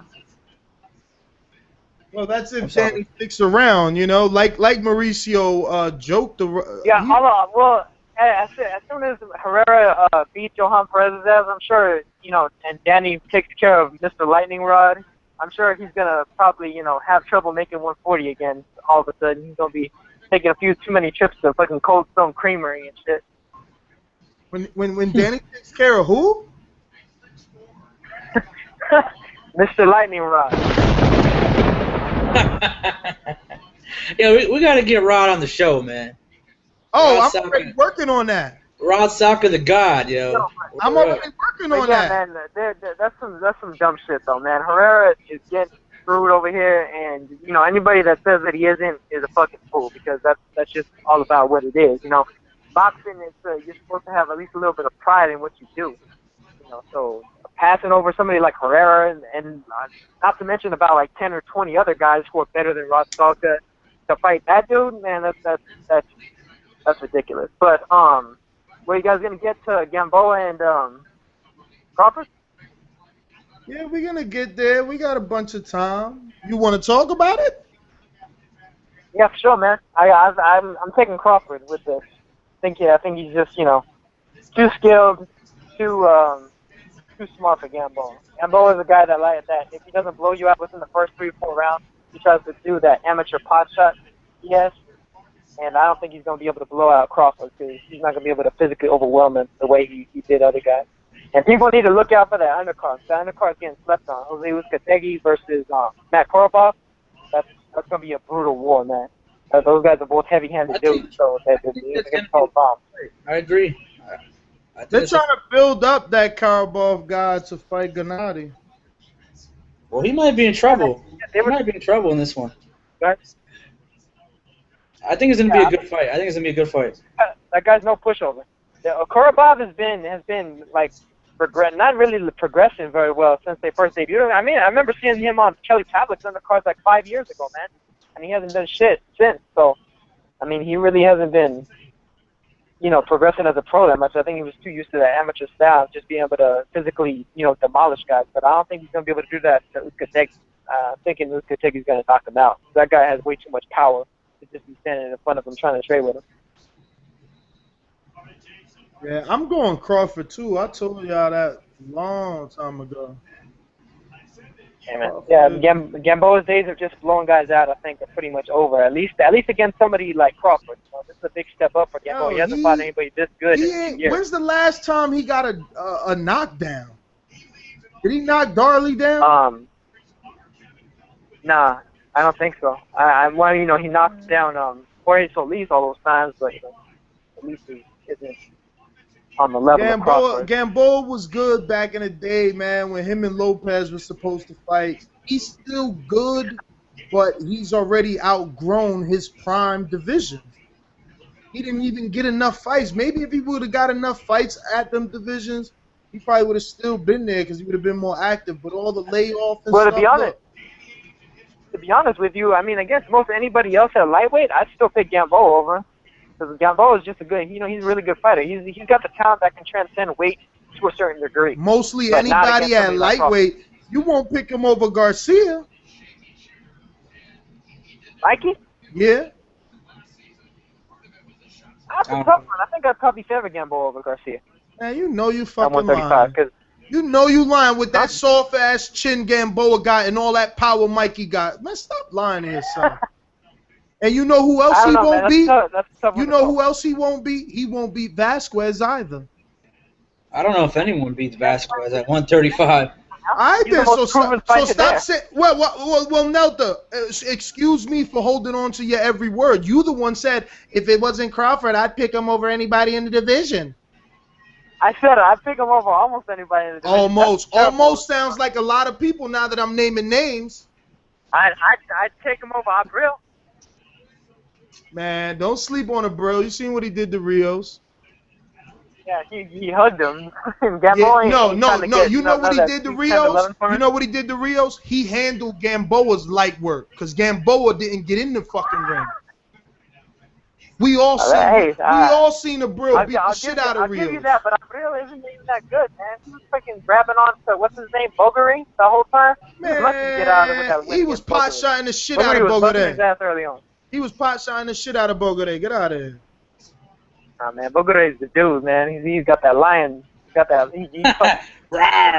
You're the only one watching too. He's about to fight too, an 8-rounder, some dumb shit like that. Yeah, isn't he on one of these showbox cards coming up? I remember reading it off from one of the upcoming fights. It's probably on this showbox. I'm not sure, but I know he's got like an 8-rounder, and that's a huge regress, yo. You going back down to 8-rounders? What the fuck? Mm-hmm. Yeah, man. Yeah, this showbox should be a good one though too. Got Errol Spence, Gerald Washington, and Marcus Brown. Yeah, those three pretty. Man, Ronald Cruz ain't been good. I'm telling you, something happened to him. I forgot. I don't know if anybody did the research and Googled the shit, but I think he had his colon removed or something, dude. Something happened, lower body, appendix, something. That's the Alan Green shit, man. And he's never been the same because he was a good puncher. He was always raw and sloppy, but he had good power. And after that Antoine Smith fight, forget about it. Downhill. This is going to be a pretty easy fight for Earl Spence. Earl Spence is way too talented. He's not fighting Earl Spence, though. He's fighting Marcus Brown. What? Hey, you bugging. That's another division, Vic. He's fighting Earl Spence. He's fighting Earl Spence. Marcus Brown is fighting Yusef Mack, isn't he? Oh, yeah. No, Yusef Mack pulled out. That's right. Yusef Mack pulled out. What? Or no, he failed the pre-fight exam. My bad. That's what happened. Oh, man. Yeah, so he's fighting somebody else. I don't even know who he's fighting. I'll look it up right now, but yeah. Oh, man. I don't like. See, this is what I hate about boxing, man. Something always could fucking happen. You said it was Dante Wood? Yeah. Maybe Lightning Rod Sacco will get injured and we'll have to get a replacement. That'll be but for a present from the boxing gods. Did anybody find a fucking name? I'm looking for who? For I just told you. Dante Woods? Yeah. Who's that? Oh, I don't know. I'm looking him up right now. I was excited because I knew Marcus. Let me not say I knew, but I felt that this might have been a step too fast for Marcus Brown. Nah, you see what I'm saying? Dante Woods 8-2 with 7 knockouts. Oh man. This is crazy. So, he ain't never fought anybody that's a real name. He lost his last 2 fights to a guy that was 10-0 and a guy that was 4-0. Damn, he coming off of 2 back-to-back losses, man. Oh man. It was Yusef Mack, but whatever. Yeah, but Yusef Mack has better fucking talent. It's a step up. Mack has power, man. Man, We that would have guy's power, learned at least. something. We would have definitely learned something, man. So how you picking Crawford, but how you see it happening? Because my thing is, I think maybe Crawford goes out and makes a statement in this fight. You know, he's gonna take maybe the first or second round to fill him out. But remember, Crawford was in there with British Prescott, which is a 140 pounder. Any 140 pounder that fights at 140 usually comes into the ring 147, 150 something. Crawford went up from 135 and was manhandling Prescott, to me, in my opinion. Yeah. So he's Well, going and to take he on manhandled, Gamboa, who's moving up from 126. Yeah, Gamboa looks big, but he's short as hell. I've met the man. He is beyond little. Well, one of the good things to remember is Gamboa, he won his gold medals at flyweight. So, I mean, that says a lot about, I mean, if you want to put a lot of stock into his amateur career, he was fighting guys that were way smaller than Crawford. Okay, so that only helps our argument that he's too small for Crawford. Yeah, exactly. Well, the thing is, you know, he's one of those guys that's broadly built. You know, I checked his highest fight night weigh-in was 148 pounds against that dude, the Filipino guy. I can't remember his name. Arenas? But Crawford is usually around 150 himself. So That's just, what I'm saying. you know, He's the bigger man. I think he's gonna take rounds 1 and 2 off. Not off, but filler rounds, and then he's gonna start stalking him the way he was doing British Prescott, like stalking but giving angles and landing him that left hook a lot. And you know he switches up too. And my thing is, Gamboa's chin is suspect. I mean, this dude goes down. He's been down quite a few times. The funny thing about this is, even though Gamboa is the shorter guy, Crawford is the better inside fighter. Yep. Gamboa likes to, you know, lunge in so much. I think Crawford's gonna, you know, stalk him, like you were saying. But I think it might look a little bit more like the Ricky Burns fight. I don't even think we're gonna see Gamboa able to like keep his lead right hand down, because that jab, that's what I like about Crawford. He's so technical. He's so fundamentally gifted. Like, he does the fundamentals to a T. And I think that jab is also going to be a problem for Gamboa. Yeah, I wonder think though. In certain spots. I wonder though. I think in certain spots it might look like the Barrera Hamed fight, where, you know, it's just that technique is gonna prevail over the, you know, the flashy speed and stuff. Now, do you cast any percentage on maybe Gamboa being too fast and agile for Crawford? Because he is kind of fucking agile. He does dance around the ring. He's not a bad fighter. He's a good fighter. He's just been looking bad. I mean, as agile as he is, Crawford's to me just as agile. He's not quite as quick on his feet, but I think his timing more than makes up for that. I think that I disagree. I think that Gamboa looks better moving. He looks better working the ring. He's smoother. Crawford, again, he's like real fundamental. Like, I don't see the style. Like, I mean, you know, you would do the, like, you couldn't ever say Crawford and Ali fight similar, but you can say Gamboa and Ali fight similar. Yeah, but that's a totally different argument, though. The whole thing with Crawford is about how he cuts off the ring against Gamboa, and I think he'll be able to do so. Normally, Gamboa doesn't fight a guy that's as ring intelligent as Crawford is. Well, and I mean, hey, even Dolly Perez had him missing wildly. You watch that fight? Well, no, Gamboa I'm not defending. I'm not defending Gamboa in any way. I'm just simply stating that as far as athleticism go between the two, I would have to give the nod to Gamboa. Let's actually do a checklist, right? So, power, Vic, who would you give power to? Is it Gamboa or is it Crawford? I think you could push right now because I mean, we haven't seen Crawford really knock some dude out. I mean, not at this level, but if you're going with a guy that has power at 135 or has been at 135 for a while, then maybe the edge goes to Crawford, because we don't know. Gamboa isn't a 135 pounder, in my opinion. You make this so difficult. I'd give it to Gamboa. You give the power to Gamboa. I'm gonna give the power to Crawford. Yeah, I'll give a slight edge to Crawford. I mean, it's just the edge. I'm gonna give the edge and power to Crawford for the same reasons as Vic. Hey, Jorge Solis said that Gamboa hit harder than Pacquiao did. So, that's okay. I mean, that at least has to say something. Yeah, he probably got a bonus from 50 Cent, but I'm going to go with the guy that actually fights at that weight and balloons up to 150 instead of the guy that's coming up from, what you said, flyweight? Okay, so speed is the next category. Who do you give it to, Vic? I got to give the edge there to Gamboa. Slightly. Yeah, I give it to Gamboa too, both hand and foot. Although the hand speed I think is almost negligible. It's almost the same. I'm But gonna his go. foot speed is definitely I'm better. gonna go with. Oh man, I'm gonna go with Crawford, and I'm gonna tell you why. I don't know if it's a mixture of speed and timing, but remember Gamboa has short ass arms, and that speed that we think he has, it might get negated by the jab, and then we start to see that Crawford is actually faster than Gamboa. Because again, Well, it might be Gamboa. kind of like Lomachenko Russell, man, where it's like that reach and the timing makes the big difference. Yeah. Okay, so I guess athleticism. All right, I'm going to go with Crawford on this one. I'm gonna go with Gamboa on this one. To me, it's a wash. Gamboa is, more athletic and like in and out, and side to side, and doing all kinds of like wild stuff. But Crawford on the inside, he moves his torso, he moves his head, he moves his shoulder, and he does it all pretty much independently of one another. So he's able to really defend well. So who you picking? He keeps it down. I said it's a draw between those two at that point. Come on, man, that's the easy way out, bro. Gamboa better on the outside, Crawford better on the inside. They have two different types of agility. Okay, I guess the final category would have to be stamina. Crawford. That one I go with Crawford easy. And I go with Crawford, so it seems easy, but we've seen stranger things happen in boxing. Nelta, let me get to some other callers, brother. I'll come back to you. Don't hang up. Sure, 209, you're live on the Boxing Voice. 209, you're live.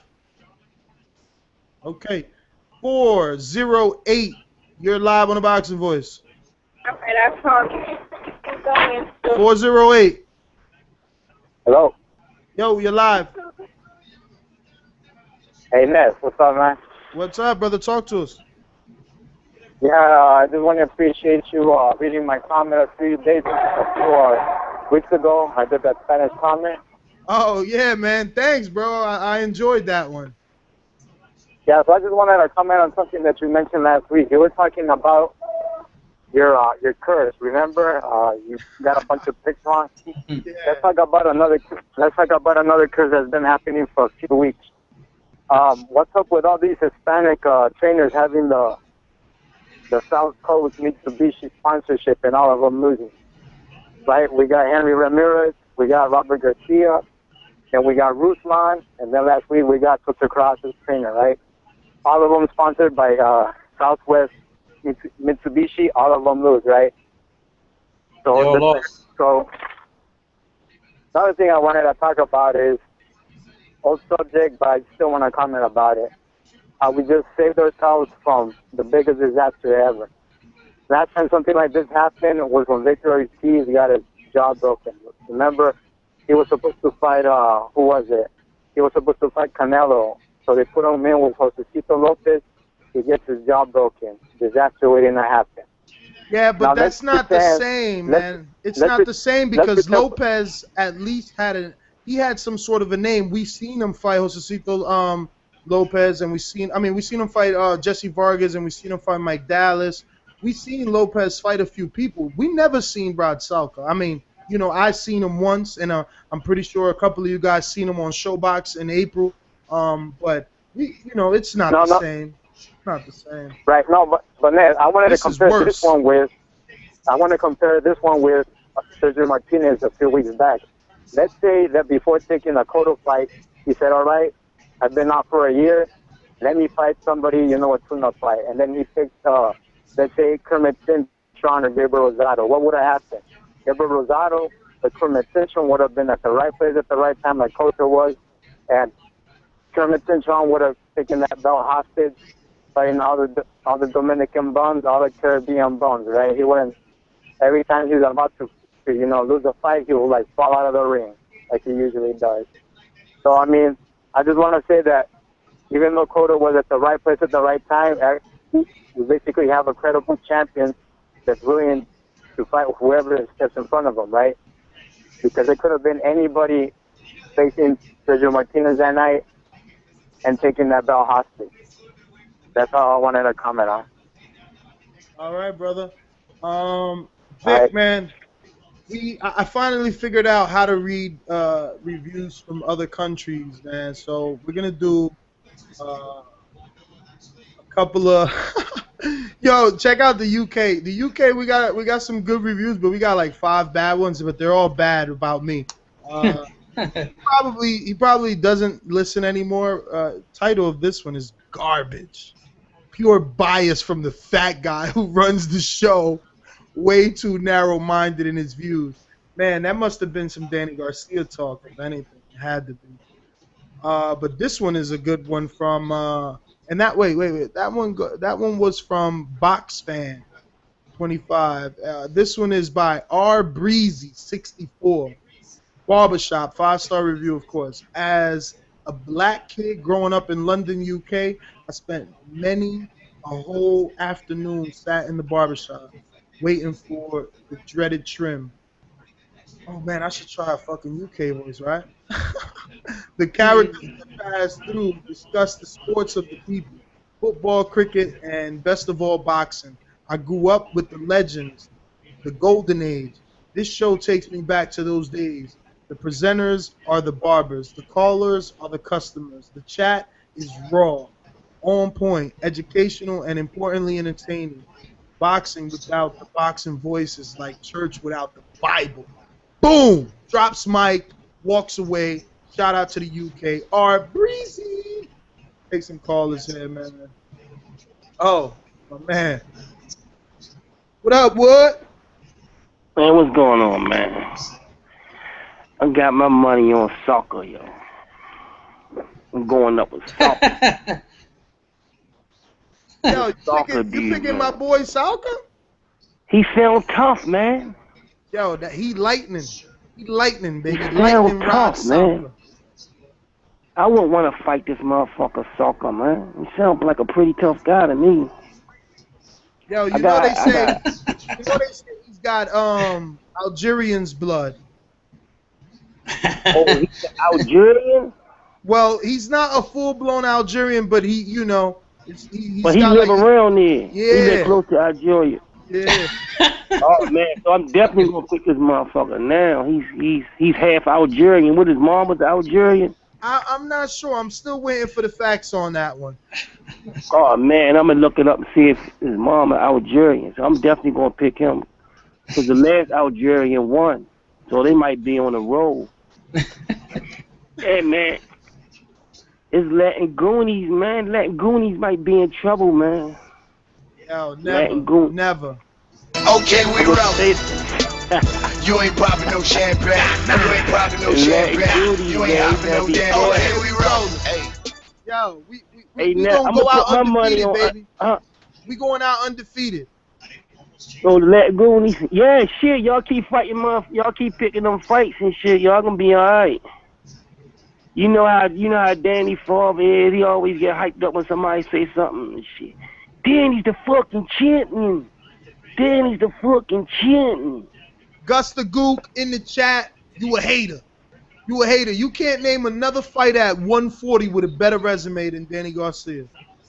Nah, sit down. Man. Sit down. Yeah, he got a good record, man. See, Danny fought a whole lot of tough motherfuckers, man. He can fight like, you know. I don't know if he should be fighting this motherfucker on TV. He might can fight this nigga in his gym somewhere, but I don't know about on TV. He should have fought this motherfucker in his gym, got some cameras and shit. You could came there, film that shit. Y'all can have like a little, you know what I'm saying? Y'all can put that shit on YouTube. He fought that motherfucker in his gym. But I'm not going to hold on. Be Rich, I see everybody, but I'm doing multiple things, man. If you need some loving, call in, man. 646-478-3068. They want me in the chat, Wood. They want me in the chat. Yeah, hold on. I'm looking for it before you get with them. I'm just want to pick. I'm picking. Before you get with these clown ass geeks in the chat, I'm gonna go with Crawford, man. You know, Crawford a better boxer, man, and And only way, little Gamboa gonna win if he get lucky and catch this motherfucker with some powerful shit. And I don't see that happening, man. I don't see that happening. Cause that nigga went all the way in another country and kicked this motherfucker ass, man. You don't see that shit happening like that. But I want to ask you a question, man. I don't want to shit on your boy. I don't want to shit on your boy, man. I know that's your boy, but do you like this fight, man? Yo, you just ain't never heard of my man Lightning. No, I'm asking you, I'm serious, yo. Do you ever heard of him, yo? Yeah, I watched them fight. I'm saying, do you think it's a good fight? Do you think this is good for your boy career, though, man? I think, honestly, yo, I heard a lot of motherfuckers that had. Yo, this is a job, man, and he getting his money. He ain't gonna be on the corner. Man, it's just a fight, man. Hopefully he can fight again this year, though, man. Hopefully he can fight again, because he should knock this guy out in the 3 rounds. Because this guy only got, like, what they say, he got 3 knockouts. Yeah, man, but there was 3 big ones.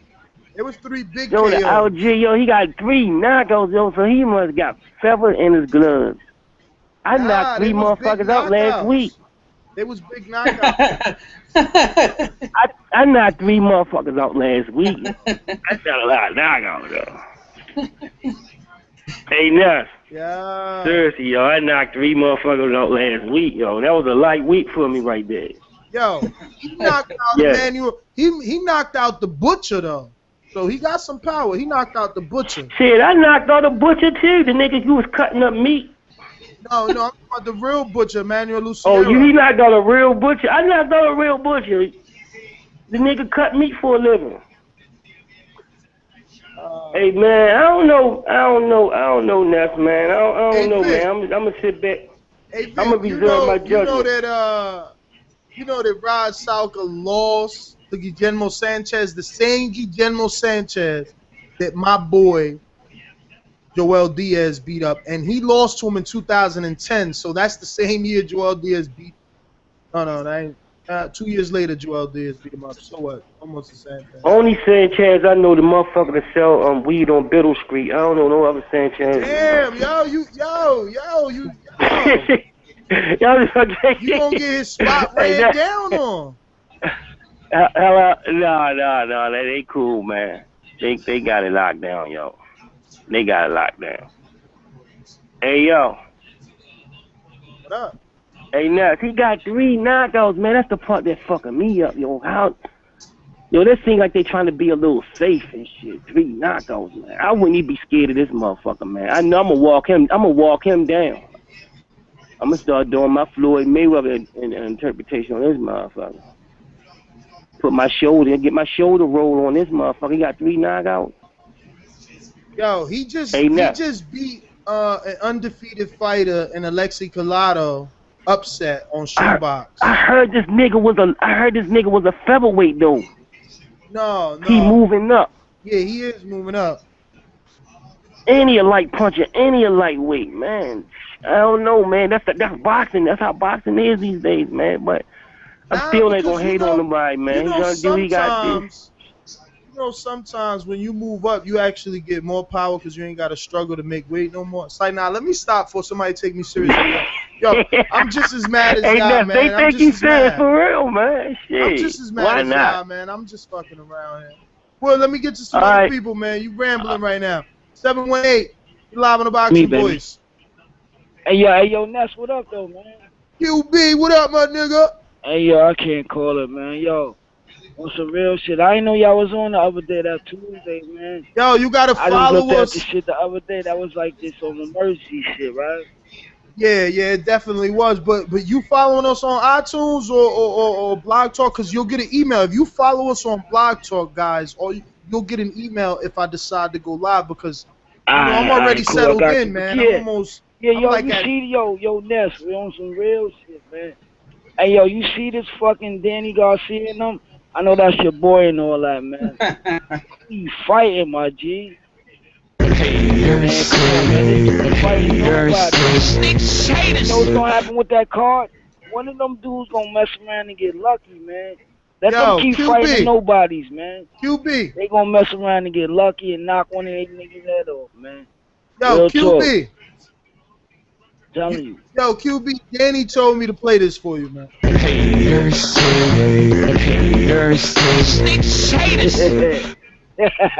Yeah, but yo, nah, on some real shit, man. Seem like yo, Al Heyman trying to line De La Hoya. What you think, man? I don't Having know them what fight to them think, dudes man. like that. I think he trying to line Al. He trying to line De La Hoya up, man. They up to something, man. I don't Cause know yo, what for to them think, to man. I don't know what to for think. them to be fighting on weak people like that card like that, all the way down weak. They trying to. Something ain't right about that, man. What you think about that, man? I actually want to hear what Vic got to say because Vic, I said last week, on Tuesday show that what if he's running contracts out, like putting bullshit fights so that his fighters get rid of however many fights they owe Golden Boy and they stay undefeated. It's possible. It's possible, but I don't know if you read your news, but Golden Boy is trying to. I don't know if they're suing or they're in arbitration and trying to get $50 million from Richard Schaefer. What? Yeah, this shit's getting real. This shit's getting real. Damn, is that shit in the itinerary? Nah, it just broke a few hours ago. Yeah, and another thing, man. I ain't gonna sugarcoat. I like Crawford, but I gotta go with the little one, man. I'm going with Gamboa, man. What? You going with Gloom? I'm going with Gamboa. I'm letting y'all know. And see, QB is Gloom to picking Guantanamo? Gamboa. I'm picking Gamboa. Yes, I am, man. Man, QB. And yo, another thing. Y'all heard Shawn Porter, man? He told her like it was, man. One thing about Porter, man, he real as it come, man. He not ain't no funny business going on with that dude. They just don't understand. Like he said, they don't even know him like that. They don't know what he like, you know what I'm saying? So it's just a miracle to them, like he coming beating the shit out of everybody, man. Mayweather ain't trying to fight that dude, man. Trust me, man. Mayweather don't want no parts of that, man, yo. Yeah, you know, and other than that, man, you know, man, I got mad love for y'all, man. I'm listening and all that, Ness and all that, Vic, and all that shit, man. But yeah, I got Gamboa though, man. Yo, make sure you follow us on Blog Talk so you can get that email. Yeah, definitely. All right, brother. Ness, it said Golden Boy filed an arbitration for $50 million in damages against Schaefer, who resigned as CEO early this month. The source with knowledge of filing told ESPN.com. De La Hoya and Schaefer declined to comment on the situation. Damn. 50 mil? That's some fucking change right there. Hey, man. Do what you gotta do, De La Hoya. Do what you got to do. Vic, Emmanuel Taylor back in action versus Kareem Mayfield. This is gonna be a tough fight to pick. I'm not even picking. I'm just reporting this right now. Taylor and Mayfield, both need a win because they both coming off of losses. It's gonna be a 10-round showdown. It's gonna take place at the Paramount. I might go to this, man. It's a Friday night fight. I might drive up there, man. It was a pretty nice venue when I went to the Algeria and You know Algeria's gonna be there. That's his backyard. So yeah. I like this fight. I mean, it might not be, one of the most entertaining fights, but I think in careers like these two young guys, it's a very important fight because the loser we probably might never see again, and the winner still has a shot to land on a big network. Yeah, I don't know. I mean, this is definitely a decline and not a huge step, but a step back. A huge step because Mayfield could have went from HBO to Showtime or Showbox, and but he's dropping back down to ESPN level. His style though, Vic, he doesn't give himself any room to punch. That's his issue. I don't want to say too much, but I hear there's a lot of happenings in his camp, so it might not be a good sign. I know Virgil Hunter's no longer with him, so What? yeah. What? The Whisperer left him? Damn. Vic, defend your fucking boy. What is he doing fighting an 8-round fight on the Triple G undercard? Tapia versus Boyd Melson. Hey, it's a soft touch, man. You got to build the kid's confidence back. But an 8-rounder? I don't know. It's untelevised, so I'm assuming that's why, because it's untelevised. That's crazy. I mean, I want to see that fight because I seen Boyd Melson. I mean, if Tapia's good, he should beat him. Melson is there to be hit. He usually does a lot of New York City fights. You know, he's been on a lot of developed promoted fights and top-ranked fights. So, you know, I know he's durable with low-level fighters. So I want to see what Tapia could do with him. But an 8-rounder, that's just it's not even enough time. I don't think it's going to go 8 rounds either way. I think if Tapia is Tapia, he should blow him out in 4. Yeah, but Melson could take a punch. Yeah, but I don't think he's raw and he's very horrible on defense. So, I mean, not that Glenn Tapia is better, but I just think Glenn Tapia is a bigger puncher. So. Let me get to some callers here, man. Let me get to some callers. Introducing the hard-hitting ringside Robbie. Hello there, guys. Good interview with Porter. And you were asking somebody earlier, Ness, what does Al Heyman have to do to salvage this year? I could give you a whole list of fights. It's simple. With Danny Garcia alone, he should be fighting Lamont Peterson, Adrian Broner, Marcus Maidana, Floyd Mayweather rematch. After Porter fights Brooke, he fights Thurman, and of course Kovalev Stevenson. How about that? That works for me. I mean, that works for me, but the HBO... Go ahead, Dick. The HBO, Showtime, Stevenson, Kovalev, that might be one that's hard to pull off right now, especially since Duva suing Heyman. So that's tough. That's true. You know, and with it, you've got fighters also in litigation. You've got Broner and Andre Ward in litigation. You got Mikey Garcia in litigation. You know, because Garcia was supposed to fight Gamboa, and now Gamboa is fighting Crawford. You know, so you got things in flux here. But that's good. That's good for Crawford because now he'll get that name on his resume if he wins. That could have been Mikey's big name on his resume, but you know. Yep. Well, no, Terrence, I think, is going to win this fight with no problem. You know, he moves too much for Gamboa. It's going to be very difficult for Gamboa. It'll go the distance just because I don't think Crawford's got the power to hurt Gamboa. I hope I'm wrong, but I think he's going to win it with no problem. And you were talking about Curtis Stevens fighting. When is that NBC card, Ness? What's the date? September 20th. Oh, okay. All right. And you went over who he's going to fight, Ness? Yeah, man, he's going to be fighting in Damn. Dude, I can't believe that HBO and Showtime dropped the ball on this. Hey, B, what's up, brother? Talk to us. Yeah, I mean, you made some good points. I want to give my take on this Crawford-Gamboa situation here, this fight coming up, because you asked a lot of questions about, you know, who has the advantage in certain areas. And this is going to sound crazy, but I give Crawford the advantage in every area that you just mentioned. And the reason why is I just think that he's just shown, you know, more ability as of late. And you got to really look at what people have done and what fighters have done lately. And we've seen Gamboa kind of regress a little bit, and we've seen this kid kind of, you know, look better every time out. Now, I'm not saying that Gamboa is not a good fighter. Still, I'm not saying that the areas aren't comparable. But the one thing that I really like about this Crawford kid is he's listed at 5'8", but he looks more along the lines of 5'9", maybe even 5'10". He's got long arms, so he's kind of rangy for the weight class.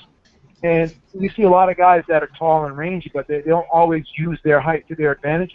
He's one of those guys that can also, you know, use his height as well as fight on the inside. So he's very versatile, whereas Gamboa more or less has that ambush style, and it's kind of hit or miss. If he doesn't land that big bomb on you, then you can exploit some of those gaps in action, because he's not going to go in there and throw a ton of punches at you. He may throw a flashy combination here and there, but for the most part, he goes in and out, and he kind of throws bombs, doesn't throw jabs. So this could shape up to be, in my opinion, on one side of the fight because of Crawford's athleticism, because of his skill set, and not only that, the mental discipline he has in the fight. Because as you said, he may scale him up the first 2 rounds. We saw how he fought Breeders' Prescott, how he kind of worked his way into that fight, eased his way into that fight, and once he kind of figured out the puzzle, then he started kind of lighting them up. And this may sound crazy to a lot of people, and people maybe think I'm kind of shortchanging Gamboa, but you could see him, employ that same type of fight this Saturday. He could start off a little slow, but once he starts, getting the range and feeling comfortable and establishing the distance, once he starts doing that, once he starts putting himself in positions where he can hit Gamboa, use the reach, and Gamboa can't hit back, he may pick Gamboa apart. So I really like Crawford in this fight, taking nothing away from Gamboa. No, I totally agree with your assessment, Beeve. It's absolutely perfect. I see it. I see the fight playing out exactly that way. If Gamboa is going to do anything, it'll be in the first 2 rounds. But after that, once Crawford figures him out, he's going to be able to use his quickness, his speed, and his boxing ability to frustrate Gamboa. And let's face it, Terrence Crawford has been in the ring a lot more recently than Gamboa has. Well, that's what I'm saying. That's what I'm saying. He's more fresher. And, Gamboa hasn't fought really top-level competition recently, and even though he hasn't, the guys he's been in with haven't been on his level, but he hasn't looked great against those guys. Now, you could say Crawford's had some, soft touches as well, but he did what he was supposed to do against those soft touches, whereas Gamboa kind of fought down to the level, may not have been, mentally up for the fight. This kid Crawford is hungry right now. You have 2 guys who are athletic, but you have one guy who's just athletic more so, and you have another guy who's athletic as well as being technical. So, I just think he's a sharper puncher. He's a more accurate puncher. And because he's so accurate and sharper, that could, add to the power, because the power is very comparable. But I think Crawford is more dangerous. That's one thing you didn't mention. Who's more dangerous? I think Crawford is more dangerous because we have a guy who's fast and can crack a little bit, got some snap to the shots, sharp puncher. You have a guy like that who's also accurate, pinpointing type of guy. That spells disaster for an opponent. So Gamboa sometimes swings for the fences, looks sloppy at times, whereas this kid Crawford always looks honed in there. He looks sharp, and that's going to be the big difference, in my opinion. I mean, and let's face it, guys. Here's a guy that went over to the UK, went over to Scotland, and did the impossible. Because normally, when Americans, especially, go over to the UK, they normally find a way to get ripped off. And in this case, he actually went over there, put on an incredible performance, and convinced the judges that, hey, the hometown guy lost. Well, this time he's going to be fighting in his hometown, and so he's going to be wanting to put on a show for his hometown people. Absolutely. Absolutely. I want to give a shout out to Wood, man. That dude is fucking hilarious, man. Knocking out butchers and shit. He may walk into Walmart and some dude may ask him, "Hey, can I help you?" He may drop the dude right there in front of fucking fight everybody right in the aisle, man. He's fighting motherfuckers. That shit is hilarious. Yeah, that was. I couldn't believe he actually said that. I mean, the guy's a character. I'll give him that. He's talking about butchers, not bitches, right? Hey, I'm going to get to some other callers here, and let me see. We got 10 to 11. You're live. 10 to 11. I'll come back to you. We got 702, Robert Palmer. What up? Rob. Yeah. What's going on, brother? Yeah, I'm good. I think Crawford's gonna win this weekend. Do you guys remember that HBO threw like a Christmas party or something, and they had a picture of all the fighters, and it was like Kovalev, Gamboa, everybody except Golovkin, all those guys. It was Yeah, everyone remember except Crawford was in that photo, and everyone was like, "Who's that black guy?" Like nobody knew who he was. I thought he was a cruiserweight or something, but it turned out to be Crawford. That guy's a beast. He's a big guy. He could be up at light middleweight one day. Tall at 5'8", doesn't he, bro? Yeah, he's big, man. He might be 5'9". He's 5'9".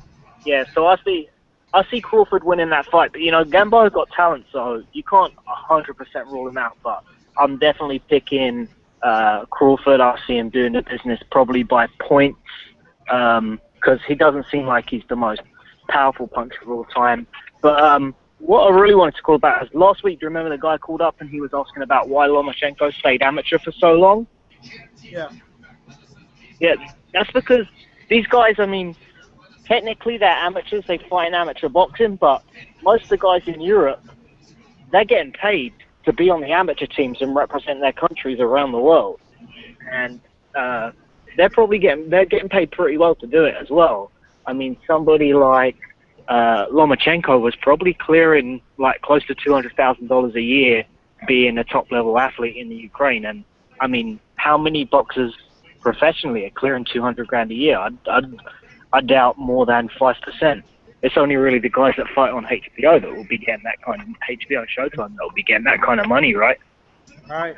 Amateur fights, they're not 12-round fights. They're short fights. So to get that money to fight short fights is great.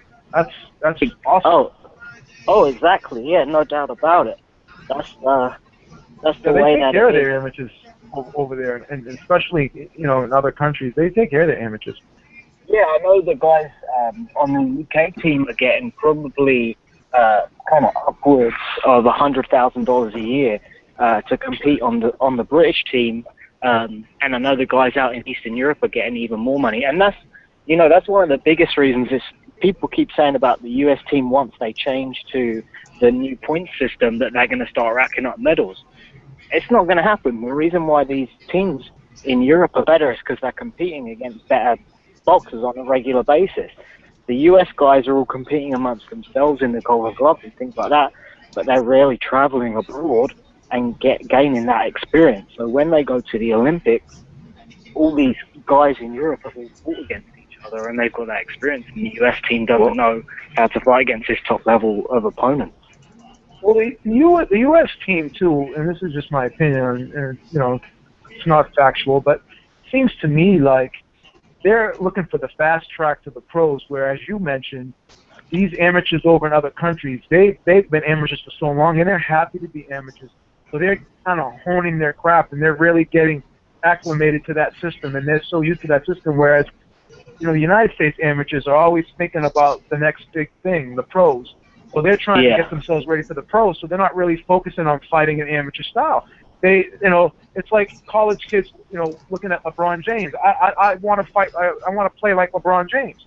So these kids are looking at pro boxers and saying, hey, I want to fight like Floyd Mayweather. I want to fight like this guy. I want to fight like that guy. And instead of doing that, they should be focusing on fighting, in the amateur style. So that's what I think a big problem is. Do you think if who was the guy Diaz that he's probably one of the best amateurs to come through the latest team, right, for the US? Or Joe Diaz? Oh, Joel Diaz? Joel Diaz, yeah. I mean, if he'd gone and got a gold medal in London, do you think he would have been promoted like a big star, like how De La Hoya and Sugar Ray Leonard were when they came back from the Olympics? Of course. Because Andre Ward kind of... That's a great question, because, like you said, Andre Ward, he won the gold medal in, Yeah, but the difference... he's doing well, but not as good as you would think he'd be doing, right? Yeah, but the difference is that Joseph Diaz Jr. is Mexican-American, so that would have been a home run. Good point. Very good point. Yeah, but I mean, Sugar Ray Leonard's African-American, right?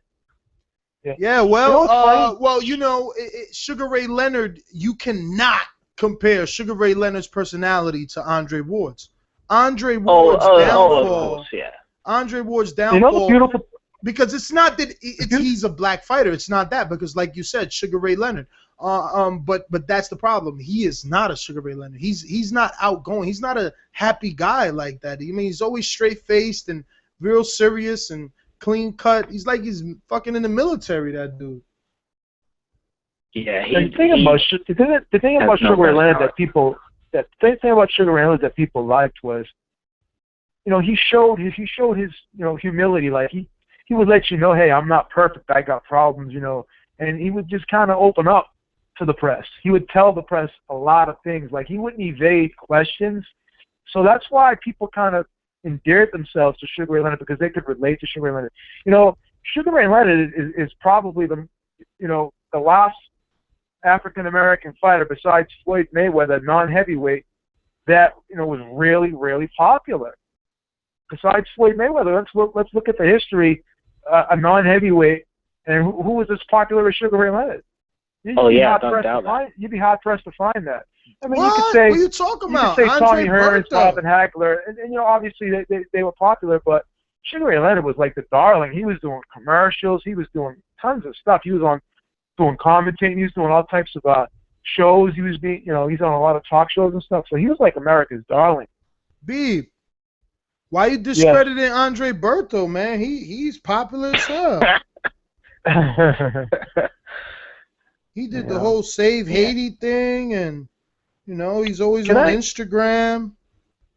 Yeah. Can I throw one stat out there? And you probably may have known this, but this is kind of bizarre to me.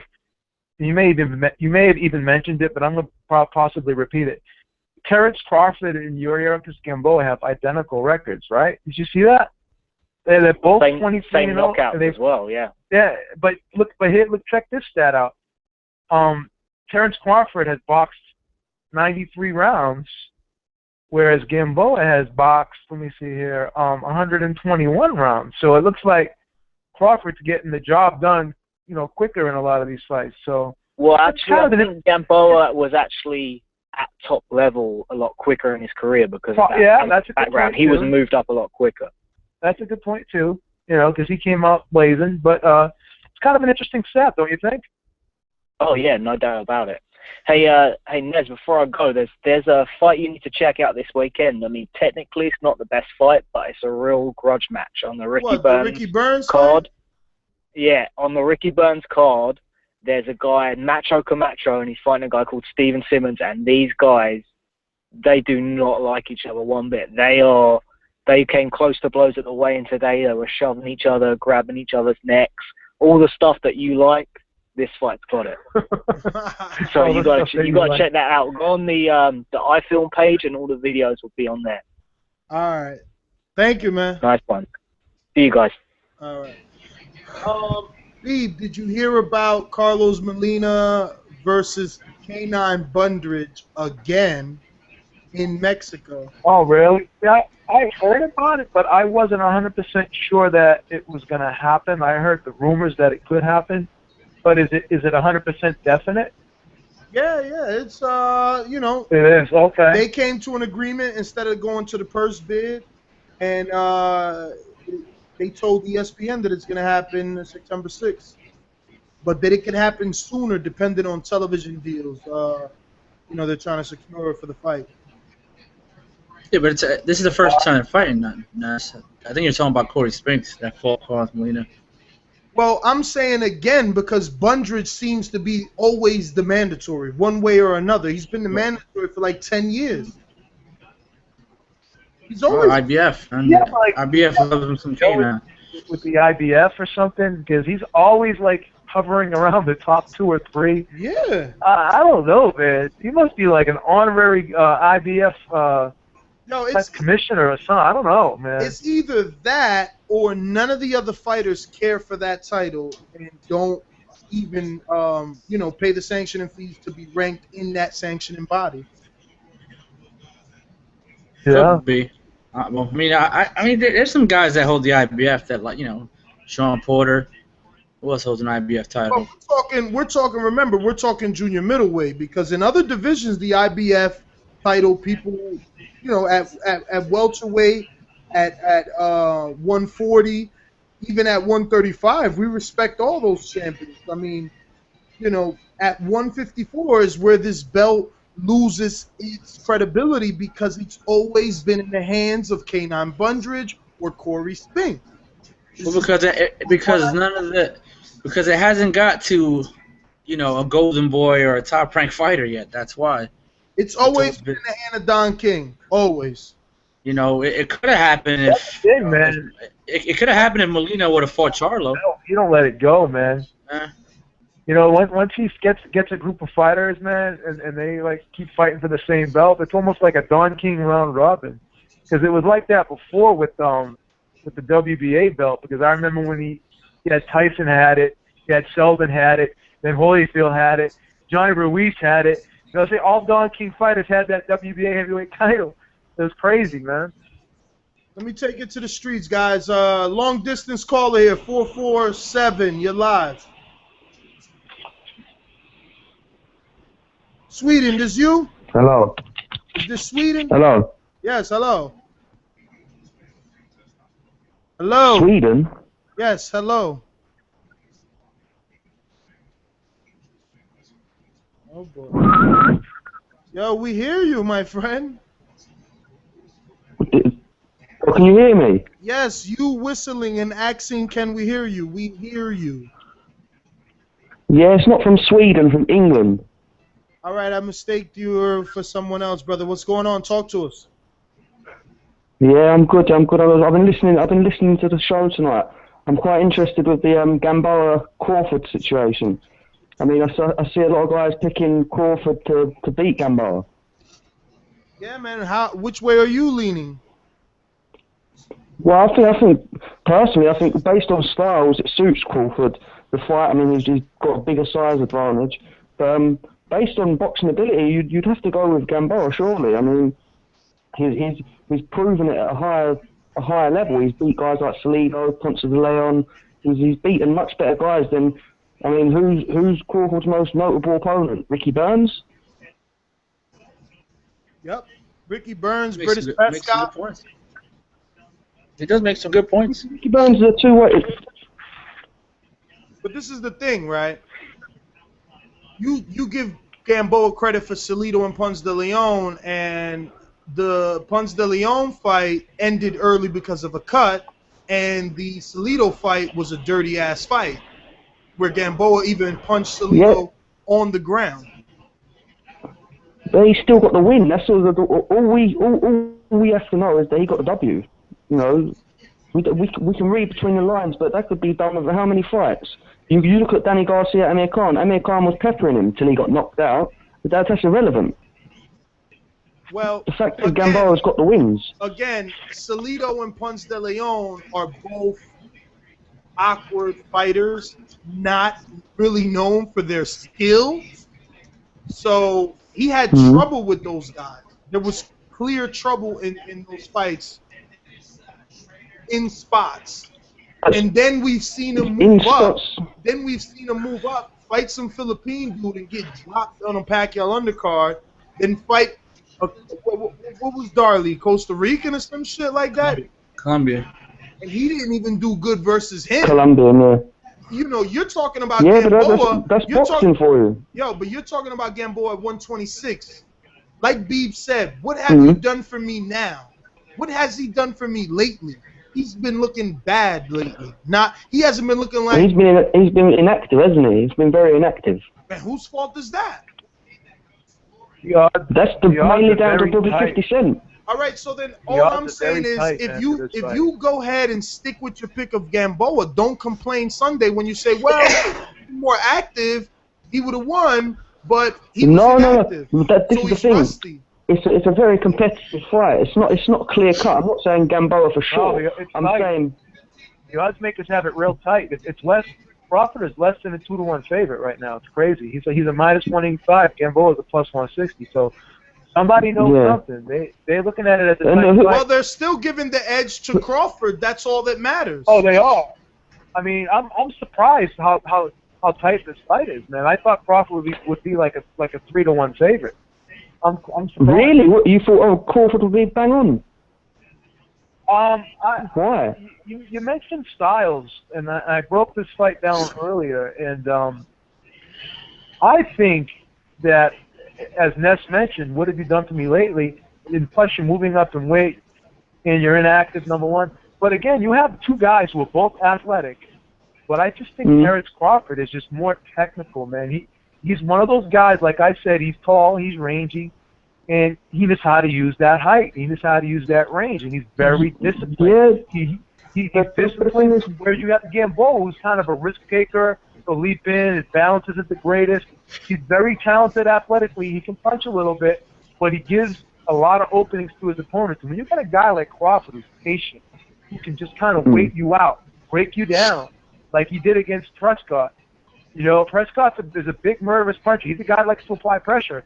You know, he hung in there, and he was just very versatile. He peppered him from the outside, and then those times when Prescott decided he was going to, you know, get inside on him, Crawford was landing good uppercuts. You know, he's good in a lot of areas. He's a lot more well-rounded skill-wise than Gamboa. That's why. You see, the win over Prescott. I mean, where I'm from in England, there's a fighter called Kevin Mitchell who fought Ricky Burns and got knocked out, and he beat Breeders Prescott.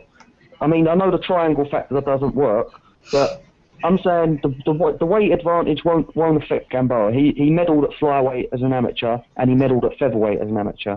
I think it's going to be based on who sets the rhythm first. If Crawford can find his range, then it's going to be a long night for Gamboa. But if Gamboa manages to somehow get inside and start making Crawford work at a pace he's not used to working at, then I think Gamboa wins. I don't know how it's not. I don't know how it's not as simple as Gamboa has horrible balance anyway. Gamboa's balance is horrible. Let me just say something real quick, Ness. People are diminishing that Prescott win, but you know, Prescott beat Paul McCloskey, he beat Amir Khan. You know, he gave Mike Alvarado fits when life and death with Mike. He was beating Mike Alvarado to Mike Alvarado. Alvarado was losing. Alvarado was losing the fight. Respectable fighter. I mean, and you know what? He can punch. So, and this is the thing. You got to look at how Crawford handled him. Like, he handled him. Yeah, but who was Prescott knocked out other than Amir Khan? You take away Amir Khan. Give me a highlight real knockout that you've seen Prescott get. That's a great point.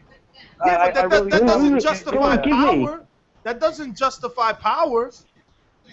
Because you just said Prescott is a puncher, so you have to justify a puncher. I mean, I class someone like Julian Jackson a puncher because you can reel off 5 or 6 highlight knockouts. Yeah, well, you can't say to me somebody's a puncher if he's only knocked out Amir Khan. I'm going to explain something to you. This is the difference. You have guys who can punch, but if they're not always able to set up their power. So what I'm trying to tell you is, if he hits anybody clean, he could put them to sleep, right or wrong. Right, like Danny Garcia, he needs the shot to put someone away because when he throws bundles of shots, his power isn't as effective. Is that what you're saying? What I'm trying to tell you is, this guy has one-punch knockout power. He's shown it. Whether he's fighting the guy behind the register at Walmart, he has one-punch knockout power. Why do you keep saying Amir Khan's... We've seen him put people to sleep at one punch. Why do you keep saying Amir Khan's name like that as if that's not a credible win? That's your number 3 fighter. No. It's a very, very credible win. I'm just saying against Amir Khan, who I mean, at domestic level, I'm not sure if you saw, he's been dropped against he's been dropped at domestic level in England. But you know the problem with him? You know what the problem with Prescott is sometimes? Stamina. He gets right hand happy, and people can kind of read that. So he's not really always great at setting up that power and making that power work for him, and he gasses late in fights. Yeah. But we can't just say that he's still not a puncher. You know what I mean? Can't say George Foreman was a huge puncher, but there's guys he didn't knock out either. You know what I mean? Yeah, sure, but that's total different ends of the Richter scale. You've got George Foreman, who's a tremendous puncher, and let's keep it in context. Breeders Prescott is, in my opinion, not a huge puncher. Yes, he's had a defining knockout against Amir Khan. Okay, so wait. So let me play devil's advocate here. I'll give you your same question to you. Who has Gamboa knocked out? Well, that's the thing. Gamboa hasn't really had no knockouts in the sense that we're going to see him knock out Crawford. That's going to be a very cagey fight. I'm not saying Gamboa's going to knock him out. I'm saying it's going to be a very, very cagey fight. I don't even think it's that. But the reason why I'm impressed with what Crawford did was because when Prescott loses a lot of times, more often than not, he's getting outboxed. Guys are using movement. But this guy Crawford actually sat in the trenches with him and went to war with him at certain points in the fight and outfought him. If you fight Prescott's fight, a lot of times it favors him. So I was impressed because Crawford sat in there and actually fought his fight at certain points in that fight, and he outfought him. I haven't seen how many people have really outfought Breedis Prescott. You know what I'm saying? They usually outfought. Yeah, sure. That's but what I mean. This is a Breedis Prescott that took losses against Paul McCloskey, Kevin Mitchell, Mike Alvarado. Prescott beat Paul McCloskey. Breedis Prescott. He didn't. He lost to him. McCloskey. He beat him. He lost to him. No, he beat him. The box record's right there. He beat McCloskey. Yes, he did. He didn't. He lost to Paul McCloskey. He lost to him in his decision. It's right here on box rec. I'm telling you, he beat him, and I saw the fight live. He beat him. He won the unanimous decision against Paul McCloskey. He beat by you know who else is a decent guy? He beat Jargle. That guy's pretty tough. Brian Jargle, he's a decent fighter. Crawford beat a Breedis Prescott that had been beat by Kevin Mitchell and Mike Alvarado. This is not a fighter who he didn't fight in 2009 when he was coming off his knockout win over Amir Khan. Crawford beat him 3 years later. That's a great argument, but going back to my point, I was impressed by the way Terence Crawford outboxed him, and he outfought him too. And I haven't seen anyone really outfight Breedis. I've seen people outbox Breedis Prescott. I've never seen anyone outfight him. That's all I'm saying. Oh. That's why I was impressed. Yeah, no. Listen. Okay, that's fine. That's fine. The 10th round against Mike Alvarado, once Prescott blew his load, Alvarado handed him his ass. That's exactly right. That's irrefutable. That's irrefutable. Yeah, but that was done. But he wasn't outfighting him. He was losing every round. He was losing the fight. Alvarado, without doubt, he was losing the fight. Without doubt. That's what I'm saying. I don't consider that being him being outfought. I think he got hit with a monstrous uppercut, and that was the end of the story. Yeah, but that's not even the argument. I mean, I don't even understand. Listen, Gamboa used to be a flyweight. We're talking about a man who handled a 140-pounder who usually comes into the ring 150 plus. A dude that went 10 rounds with Mike Alvarado. Crawford handled that guy. You're still favoring or defending the smaller, sloppier guy. He has some Sergio Martinez Sloppier based on what? Sloppy because he gets caught on the way in and been dropped a few times. That too, but the balance issues. The balance issues. He has the same issues. He has the same issues as Sergio Martinez. He's always got a balance issue in the ring. You ever see sometimes he throws punches and he'll load up with a punch and he'll miss and he'll fall down? You never seen him do that? That's because he's loading up and trying to look spectacular. I mean, Gamboa is a rhythmic fighter. He needs to be in a rhythm. Yeah, but that's going to be an issue versus a counter puncher. If he gets sloppy in this fight, this Kid Crawford's going to be able to capitalize. He's going to pick him apart. I'm telling you. I like Terence Crawford. Listen, I'm not trying to downplay his victory over Prescott or anything like that. I do like Terence Crawford, and I think he's the first champion from Omaha in quite a few years. It sounds like you are downplaying him. First you said, "Ooh, Ricky Burns." Now you're saying Prescott. He likes Gamboa in this. I mean, there's nothing wrong with that. Yeah, but he's dancing around it. He's dancing around. He's dancing around. He hasn't officially picked Gamboa. No, I have. No, Gamboa will beat Crawford. All right, Gamboa will beat Crawford. I hope you're calling in. 100%. Eat your fucking crow. Eat your crow Sunday, all right? You stay up late Sunday too. Yeah, you listen. Call in. On Sunday we can have this conversation again. And I heard a caller say something about a UK fight, Waddy Camacho against Simmons. That fight's garbage. You American guys won't like that. Trust me. Hey, garbage. Were you on the show when the UK sparring partner was on? Yeah, do you know what? I was listening. The kid's name was Don Cameron or something. Yeah. Yeah. I don't know nothing about him, to be honest. I mean, I couldn't enlighten you guys on that. But I like what Shawn Porter was saying. I like that he's going to take the random testing. But again, I think that makes no difference. I think Porter knocks Kellbrook out. All Kellbrook is dangerous for 4 or 5 rounds. I mean, Carson Jones showed that you take him into deep water and the boy starts sinking. Why are people in the chat still saying that McCloskey beat Prescott? Go to BoxRec. You can see that Breedis Prescott beat Paul McCloskey. You're all I'm pretty sure. No, it's just there's people in the chat saying that Beeb incorrectly said something. All you have to do, lazy people, go to BoxRec. You can see it, and then you can apologize to them. Yeah, no, I'm pretty certain McCloskey beat Prescott. No, it's right there. They're telling you to go to.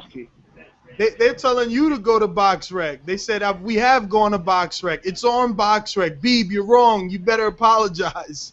They even sent you a link. Actually, all right, I do apologize. I read it wrong. I'm sorry. Caller, we're gonna get to some other people here, man. We got a lot of callers lined up. I 956, you're live on the Boxing Voice.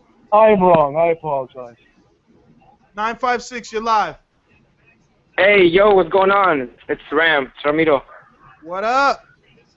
What's going on, fucker? Okay, so first, I was listening up until some guy was talking about some black fighters not being popular anymore, like Floyd, something about Sugar Ray. Who the fuck cares about Sugar Ray? Dude, what about my boy, Andre SOG Ward? That dude is popular as fuck, man. I saw his Shoe Palace thing where he had like thousands of people lined up outside. That's all I gotta say about that. What else? Someone said something stupid. What did they say? Hold on. Oh, yeah, Ness. What happened with your boy? I know this is weeks back. Sergio Martinez, I was there. I told you. I went to New York, and I took your cash. I literally wanted to take it out of your hands, go get them in ones, and make it rain on you. But you left. I couldn't find you. And, yeah, dude, that was kind of fucked up. But, hey, thanks for the PayPal. I used that getting drunk on the way back home. So thanks, man. And what was the other thing that you guys are talking about a lot of shit. Popular guys, the Sugar Ray Leonard. Dude, just because that dude was doing fucking commercials and he was a bitch doesn't mean that Sweet Pea was not a fucking icon. Dude was snorting coke, banging bitches, and partying. How is that not a popular black boxer? That dude was awesome. Crawford Gamboa. I don't like it. Why? Because Gamboa almost got put out by a taxi cab Asian driver. And what is he actually bringing to the fight? That he won a gold medal or 2 gold medals or whatever the fuck he did? He's bringing 50 Cent. He's bringing 50 Cent. I've been chilling, like just making him sit there. But I mean, yeah, it's kind of his fault because he bitched out of his top-rank contract. But I honestly think Gamboa is just gonna play into his hands. It's gonna be boring as hell. Terrence Crawford's gonna go for the knockout because he's in his redneck back of the woods Omaha. They're gonna be smoking meth there anyway, so they're really not gonna know what's going on anyways. So I don't even know why people are going. But regardless, I'll probably be doing something else like watching Kick-Ass UFC or just something cooler than that.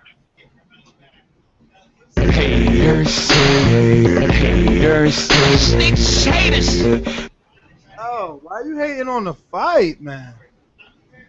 No, it's not that. It's kind of annoying that there's nothing else really out there right now. I'm still waiting for Chavez Froch to get done, which I'm hoping it does. I'll travel for that shit. And then hopefully we can get this whole 126-pound tournament going, which I think Loma wins. But then I think anyone that beats that, Regal fucking puts it in their ass. So, but I just want a fucking tournament to get started. That way I can just watch Rachel Donaire cry on her fake bitch as fucking Donaire gets put down. Wow. Like he did last time. Well, the interesting thing about this tournament, and remember, I'm going to get to some other callers, but thanks for calling in, brother. You guys give the foreigner fucking half an hour, and you give me fucking 5 minutes? You guys are assholes. These guys are calling in from another country, though, dude. Long distance. Dude, who the hell cares? He has nothing to do with his life. I just got out of work. That's you can't say that. That's racist. It's Hey, Ramiro's from fucking McAllen. That's like Mexico, man. So he could be a foreigner too. Dude, That's anyway, what you call love, dude. I love the UK, man. Come on. No. You should change the show to Ness screaming at everyone, because that's what you do. I haven't heard Vic in like 10 minutes. You just yell at everyone because you're taller and you're stronger and shit. Yo, Vic was over there eating dinner, man. He wasn't even on camera. What are you talking about? Why do people disrespect Okay, Ness? all right, wait. All right, before Ness you is doing 50 things at once over there. Ness is a Okay, cheat. You see, he's controlling the switchboard. He's doing freaking the hangouts. He's got freaking things going on. You doing the guys can pay chat. for my moving out fees. I can move out there. I can help you guys out. But wait, before you mute me, let me say one last thing. What do you need? Hey, I'll give you a Vic. stipend. What do you need to get over there? I'll take care of you. What do you need? Dude, I'll be over there probably in the fall. I need to go back to Philly and party with those white people again. But anyways, wait, one last thing. Hey, Vic, go hug your sister's boyfriend for me and tell him that it's the cutest little thing I ever saw in my life. Okay? Do that for me and then hug your sister for me too, okay? All right, boys, I got to go get drunk somewhere at Chili's. Peace. Romero. All right, bro. Yeah, so speaking of the featherweight tournament, it's going to be something that Aram is considering, but I'm hearing that he doesn't want to call it a tournament. But yeah, it's going to be Lomachenko. Who else is in this thing, Vic? Walters, Donaire, could be Vetyeka. Who else? Who else has a belt? Walters, Donaire, Loma. I think Vetyeka should be in it. Oh, Gradovich. Shit, I forget about him. That's badass. Yeah, it is. I'm hoping that Rigondeaux moves up to take advantage of this tournament. That would be awesome. Let's get to some callers, bro. We got a lot of people here, man. Let me see. 817, you're live. What's up, fellas? It's Jasper. Jasper, what up? I just want to call in and make my prediction. I think Crawford's going to get him. Gamboa's inactivity and I think he's going to be too small. He's going to be able to keep him. He's going to be able to fight from the outside as much as he wants to and win it pretty easily. Ever since Gamboa got caught in that biogenesis thing, that's about the time he started to decline. He just hadn't been the same in the last couple of years. It seems like. Can't agree with you more. Also, what's up with that fanboy Ellie Setback? How come he won't ask the right questions to Robert Garcia about the Ariza situation? Have y'all seen any of his videos? He just dances around and he doesn't ask. You know why? I bet you Ariza just doesn't want to get in depth about it, because he kind of even alluded to that, saying, I don't want to get into it. And once someone says that to you, if you're kind of cool with that camp, you don't want to press them. You know what I'm saying? Like, Ness is just a different type of dude, man. He'll press motherfuckers and he don't care. But a lot of guys, they just don't want to press people. Once they say, hey, I don't want to tell you something, then that's it. Ness will figure a way to ask the guy the same question 13 different times in a different way and shit, and make the dude slip up. A lot of dudes won't do that, and a lot of dudes can't do that. So that's fine, man. People just don't want to get on bad terms, man. I understand that to a point. It just seems like there needs to be a few more questions asked. I know he's really cool with that camp, but he just seems to be on the borderline. They're fights and shit, dude. They're flying him out to fights. He's fucking part of the entourage, man. Right. No shit. That's fucked up.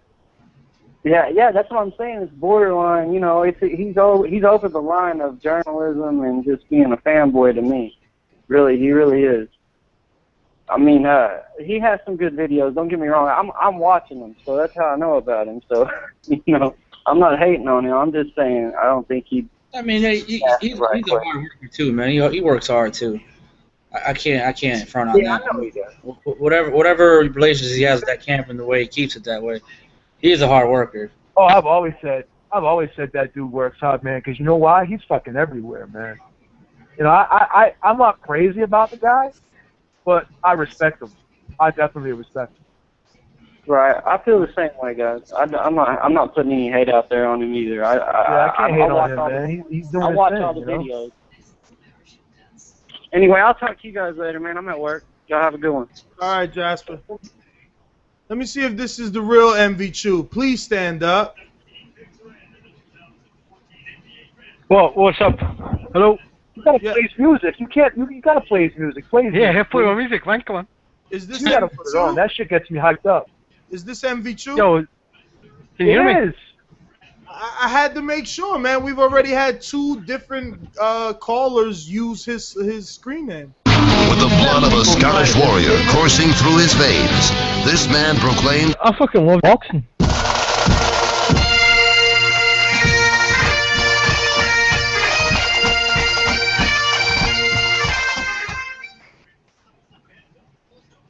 Well, to quote Highlander, the film, there can be only one. What's up, guys? What's up, brother? You got imposters and beat you? Damn. Your boy's back in action. Is that why you're calling in? One of the many reasons, man. Ricky Burns, he's fighting somebody I don't know. I predict Ricky Burns by knockout. So why is it okay for Ricky Burns to fight a nobody, but not for Garcia? Oh, no, stop it. Stop it. Yeah, it's not okay. I'm not happy with this fight. That's why I'm not going. I think Ricky Burns is fighting. For all I know, he could be a bum. But last time I said that, he fought the Puerto Rican guy. And, you know, he nearly lost that fight. So, you never know with Ricky Burns, man. You never know what Ricky Burns you're going to get. He's like a box of chocolates. You know, it's a total surprise when you see him fight. That's why he's box office. And I say that tongue in cheek. But I really wanted to make my pick about the interesting fight of the weekend, and that's Crawford and Gamboa. You know, like, Crawford is fighting in his hometown, and if you look historically at boxing, fighters who fight in their hometown after being a long time away change their styles to impress their hometown fans. And see what you want about Gamboa. He's short, he's got small arms, he's got a bad chin, but he is explosive and he does have power. And I thought in Crawford's last fight against Ricky Burns was able to hit him a couple of times, and if Gamboa is able to hit him, I think Gamboa could rock him. I still think Crawford will win. Well, I'm going to just stop you right there, because Gamboa, if he does hit him, he's hitting him with power from 126. You know what, man? Like I said before, Mike Alvarado, when he fought Ruslan Provodnikov in Denver, he went for it more than he should have. You know, he's a defensive fighter, I think, and, well... Horrible, you know, horrible comparison, my friend. Alvarado and Crawford I'm are not finished. nothing Corey alike. Spinks against Zab Judah. Nothing. There's another example. They're There's another nothing example of fucking, like, a guy who was desperate to impress the hometown fans, and he started going toe-to-toe. Man, if Crawford fights his normal style, his fans are going to boo the fuck out of him, as they should. No, they're And not. Beeb said something horrible earlier on. Beeb said that Terence Crawford outfought Bradis Prescott. No, he didn't, man. No, he You don't didn't. think so? Nah, You don't man, he think there was fucking spots in boxed that him. fight where he stood his ground and he actually backed up Prescott? Really? You don't? You didn't think that? I can't recall him ever doing that. I recall him. Why don't you I mean, I'm not trying to be disrespectful, but why don't you go back and watch it if you can find it. You should be able to find it on YouTube. And look at some of those middle rounds where he stood in there and he fought him on the inside, and he was winning the war. I can recall that fight. I don't remember it being boring as fuck. Really? Yeah, but I he's enjoyed that he's fight. always been a Crawford hater, dude. He called the other fight boring too. Can I ask him a question? Is he mad? I'm going to ask you a question, and be true, and I'm not being disrespectful. Do you kind of not like Crawford because he beat Ricky Burns? Do you have that against him? No, totally not, man. I've never liked Crawford. Okay. I've never liked Crawford. I mean, I've All right, been on record I before. respect that. I just think the I style remember is him saying. I remember you saying you fell asleep for the Klimov fight. Yep, good man, good memory. I did, and I fell asleep during the Prescott fight. Because you're a hater. I'm not a hater, man. Maybe he just doesn't like him. Maybe he just doesn't like Crawford, man. He's got the listen. He's a safety first fighter. Why isn't he knocking out these guys if he's Safety so much better? First, he banged Ricky Burns up. You call that safety first? He banged him up. He could have got Ricky Burns out of there if he really, really wanted to. No, I'm being honest. You're damned if you do. If he really, really wanted to, he could have knocked him out. I don't know. And if he really, really wanted to, he could have knocked out Klimov. And if he really, really wanted to, he could have knocked out Prescott. Well, let's look at the record, though. I mean, he does have a good amount of knockouts. I mean, it's not like he's going the distance with everybody. I mean, he's knocking 70% of the guys out. That's not too shabby. He's a hater, man. I just think that he's gonna walk into one. I bet he wins, but I think it'll be controversial. You think the fight's going to be controversial? Really? Well, I think he maybe claims. I think he gets buzzed a few times. All right. I mean, like I said, I mean, this is. Look at that. Nelta let the cat out of the bag. He said that MV2 doesn't like any defensively sound fighters. He doesn't like Vasquez, and he doesn't like. Damn, what was the other one he said? He likes offensive. Herrera. Guys. He doesn't like There's nothing Herrera wrong with either. that. He doesn't like Herrera either. There's a lot of people that like offensive fighters. I mean, he likes guys that are risk takers, that are offensive fighters. That's just his style, I guess. I tend to like people criticize us. Yes, they say that everyone on the panel we like guys who fight like the amateurs because we like the boxers. I mean, that's just the way it is. Everyone likes their styles. You know what? To go now, I know you've got a bunch of calls, so I'll just make this last point. Terence Crawford comes from a school of boxing where the Andre Ward school of boxing, the Floyd Mayweather school of boxing, you know, it's this cultural phenomenon, which is, to kind of follow up on one of the points one of your earlier callers made, is predominantly African American. It's this Shout out to host Leia Dwyer, baby, in the chat with the big fist up.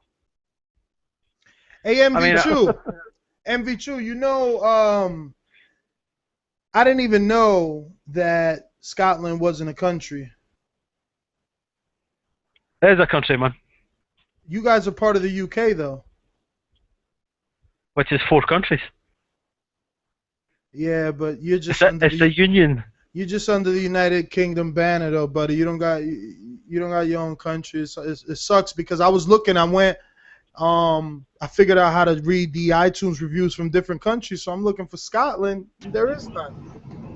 And went through the UK one.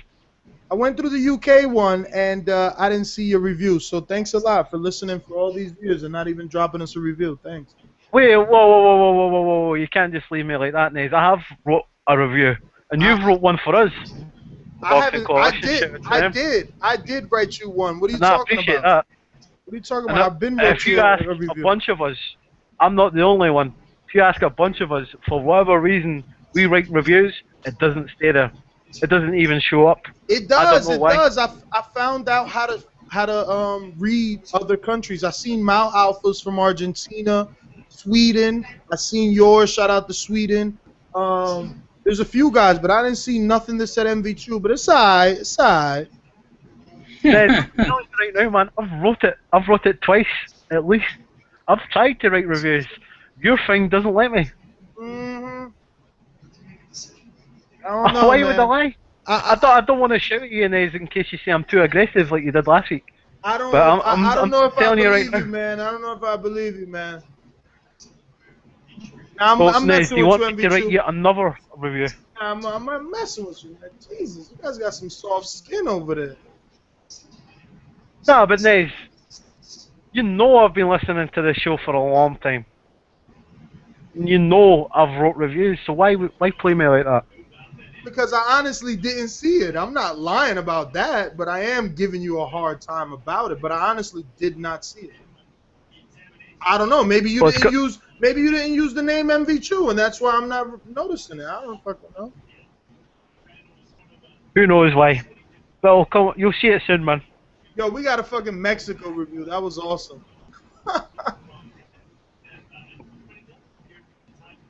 But MV2, I'm gonna get you some other callers because you just went cold on me there. You gave me dead air. 856, live on the Boxer Voice. Who's this? Chris from Jersey. What up, Ness? Chris, what up? You got away from them kids, huh? Chilling. Yeah, I'm actually on the way home from work, fam. I just got out of the dealership now, so I'm on my way home from work. So I got this slight window. What up, D? What up, Vic? I'm not sure who's on the call because I came in like I came in right when you had to do from my. It sounded like he's from the UK talking about the fight, but real quick, I just make my quick prediction. I got Crawford in an easy fight. I think he knocks Gamboa down a couple of times, maybe 2 or 3 times. I don't think he's gonna stop Gamboa, but I think it's gonna be an easy night. I think he's just bigger. He's a taller fighter. I think he got like a 3 or 4 inch reach advantage, and at the end of the day, he's just a technically sound fighter, man. I know, again, we go to resumes, and I know he don't got a lot of guys on the resume. But when you watch him in the ring, it's like I always say, he passes the eye test. Like the guy does really, really good shit in the ring, and Gamboa does not. Gamboa's a very, very sloppy fighter. It's almost like Roy Jones, how like when Roy Jones lost his reflex, he just turned to shit. And for me, when you got a guy that fights off of reflexes and really doesn't do the technically sound things, the guy that does the technically sound things is going to win. He's just a naturally bigger guy as well. And I think Crawford got his head on together so fucking well that it don't matter if he's in Nebraska or Alaska or wherever the fuck he's fighting. It don't matter. The kid's going to come. He's going to execute the game plan. He's going to do what he got to do, and he's going to win. Last week I was 2 out of 3. I did pick Russell. So, but I've been having so many fucking bad picks. I was happy to have 2 out of 3. So I really don't know too much about the undercard. So I won't even make a pick there. But I'm gonna go with Crawford. That's my official pick. And real quick, because I'm about to be home. One thing I wanted to say is we were talking about Sekback and how hard the guy works, and I don't give a fuck if the guy works hard. Like I appreciate when people were giving me access to these boxers, but if you're gonna suck dick and you're just gonna put out what they want you to put out, to me it's no different than HBO or it's no different than propaganda that anybody puts out. And what I always go to, yo, and it's so fucking funny because I think I watched the video like 20 times, Ness, is when you had Broner, yo, and everybody was around fucking Broner, and you was like, yo, it's fucking face.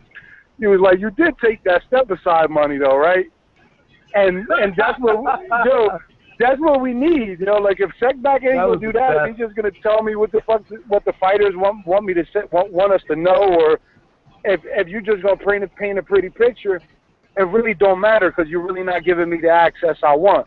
It's like when I hear Mikey Garcia, when you're talking to Mikey Garcia and he's just spitting these fucking regurgitated talking points out that whoever is giving him, and you're not pressing him, what does it fucking matter if you give me 100 interviews? I don't give a fuck. And I'm a junkie, bro. I'm at work. I'm watching fucking videos all day long, YouTube videos all day long, fights all day long. And I'm not just saying it because I'm on the show. I really don't fuck with no other boxing podcasts. I tried. I listened to a couple other ones. I just can't fuck with them. And even as far as interviews go, there's a couple dudes out there I'll watch, but y'all keep it G. Like y'all, all of you, like fucking Vic too. Like y'all motherfuckers get in front of the boxers and y'all ask what the fuck we want to hear. And if that's not what I'm gonna get, I don't give a fuck how hard Sekback works. It is what it is. And I understand you guys are colleagues in a sense, so it's a little bit different for y'all. But I'm just being real. I'm just telling you how I see it. So, again, Crawford. Hopefully, I ain't eating crow Sunday, and I'll get up. Let me ask you a question. Did you die laughing when Ness said that? Because when I first heard Ness ask him that question, I called Ness and I told him I was literally on the floor dying. It was the way he did it, man. He's like he's just talking to us out of nowhere. Like, but you did take that step aside money, didn't you? Though it was just like fucking hilarious, dude. He did, and everybody was shocked. Not just Broner, but everybody around him was like, "Yo, did this motherfucker really just say that shit?" That's fucking hilarious, dude. Yeah, great. Nah, but and then Broner answered him too, man. Broner fucking answered him too.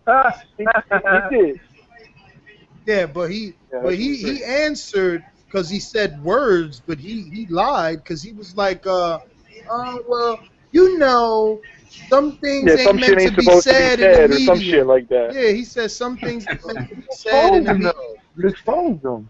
That ain't answering. That's showing that you got backed into a corner with some good low But you blows. exposed him, dude. Nobody else exposed him. You did. But again, the point is too, and even so more than like the guys that setback got at the time, even though Broner had lost, Ness is still in front of arguably one of the biggest guys in boxing because Hater loved Broner. You know, the fucking guy is huge. You understand what I'm saying? So he's in front of that guy. He don't give a fuck. He don't give a fuck. He's gonna ask the questions, whether you guys want to call yourself journalists, whatever the fuck it is. That's what you're supposed to do, not the shit that Setback does. That's the shit you're supposed to do, not the shit that Dan Rayful does. That's the shit you're supposed to do. Well, we just you don't know got what? it. You know what? I will say that I like Dan's style this week. Vic, did you notice the tweet where he was like sarcastically using Espinoza and De La Hoya's quotes against them? Yeah, I've seen it. I mean, that's cool and all. Yeah, but I like that. That was some pretty tactical. Yeah, I mean, the thing is, he should be doing that all the time. He does it all the time. Because who are they to say no to ESPN.com? You can't get access to this, motherfucker. It's ESPN. You want them there. Yes. So I mean, he should be doing that all the time. Dan Raphael's another one, man. Like, you know, I'm not crazy about him either, but I mean, he puts it. If you put in the work, man, because you know Ness and Vic, I see what they do behind the scenes, and I see all the work they do, and I can appreciate how difficult it is. When you see other people doing it, you know what I'm saying? You kind of respect them, whether you like them or not. Like they're not my favorites at all. Don't get me wrong, but I respect them because they're on the grind. You know, Kevin Iole, they're on the grind.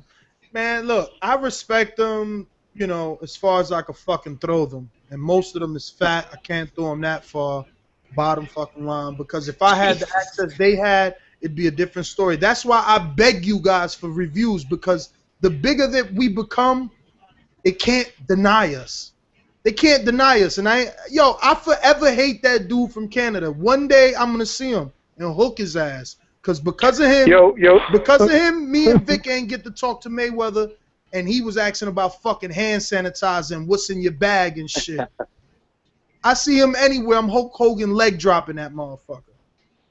Yo, Ness, real quick, because I did leave a review on iTunes and I left it on Google Play, but on the Play Store, but on iTunes I couldn't see my shit. Like I tried to look and see like where my review was.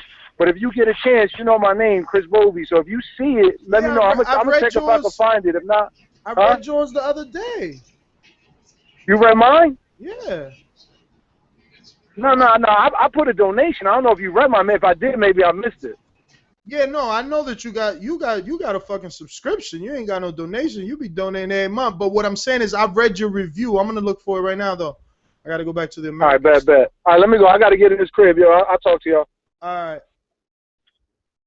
Yeah, man, I figured out how to read them all, man. A lot of Canadian, you know, our big population. It's funny, we got a Kazakhstan review too. We got Mexico, Kazakhstan. We got nothing in Albania, man. I don't know. Beeb, where you from? Lebanon? What's near that? I was gonna ask you, we got any Lebanese reviews? What part of is that in Europe or Middle East? Lebanon is half, believe it or not, is half in Europe and half in Asia. In the Middle East. Okay, so in the Asian Pacific? Oh. No, it's I not. wouldn't call it. No, it's not in the Asian Yeah, Pacific like they always said, it's Eurasian. It's half in Europe and half in. Yeah, Eurasian. That would be the word, right? Naomi, Eurasian. Oh, there it goes. It's in Lebanon. I found it. Let's see. Dun, dun, dun, dun. Let's see if they love the Lebanese prince in Lebanon. Let me see. Clicking on it.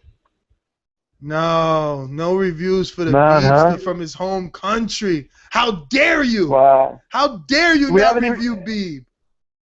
Hey, do we have any from Italy? Because I'm half Italian too. All right, let me check. I'm gonna get 214. You're live in the boxing voice. I'm gonna check in the background. Go ahead, 214. Hey, this is your boy Bright Kid. What's up, Ness? Bright Kid, what up? What up, man? I came to eat my crow for the Guerrero fight and then make my picks for the Crawford fight, man. You picked Camera Guy? Huh? You picked Camera Guy? I picked against Guerrero. Wow. Man, we're going to let you slide on that. You was drunk. But anyway, on the Crawford and Gamboa fight, man, I got Crawford winning. I think at the end of the day, Crawford's going to be too much. Gamboa, I feel like he's going to get knocked down a couple of times in the fight, and it's not going to be a good night for him. And plus the reach advantage and the weight difference is just going to be too much for him to handle. So that's pretty much my pick. And also about the undercard, do y'all know about the Jose guy, the 2 middleweights, and the Matt Barbrava? Yeah. Undefeated middleweight. Yeah, we see. Yeah, I've man. seen him. Hey, What's Beeb. up with the Jose guy? Hold on 1 minute, break it. Beeb, guess what? What? You got one from Italy. It's Nice. by Carmelo the Terrible.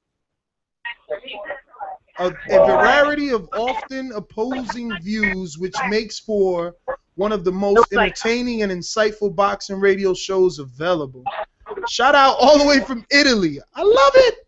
All right, go ahead, Break It. I My love bad. Italy, man. Break It, you're I on. got cousins in Italy, man. Break It. Yeah, what's up, man? You're on, brother. Yeah, about that fight, the 2 middleweights. Who you think's gonna take that one? Well, I haven't They're both seen. undefeated. I haven't seen either, and Nelta's usually pretty good with his picks. He's picking an upset in this one. He's picking against Korobov, or however you pronounce his name. I haven't seen these guys. I'm not even picking anybody on this undercard because I haven't seen these guys. So I'm more interested in the main event, but I'm gonna just enjoy the undercard and get to know these fighters. I've never heard of none of them. Yeah, isn't that crazy?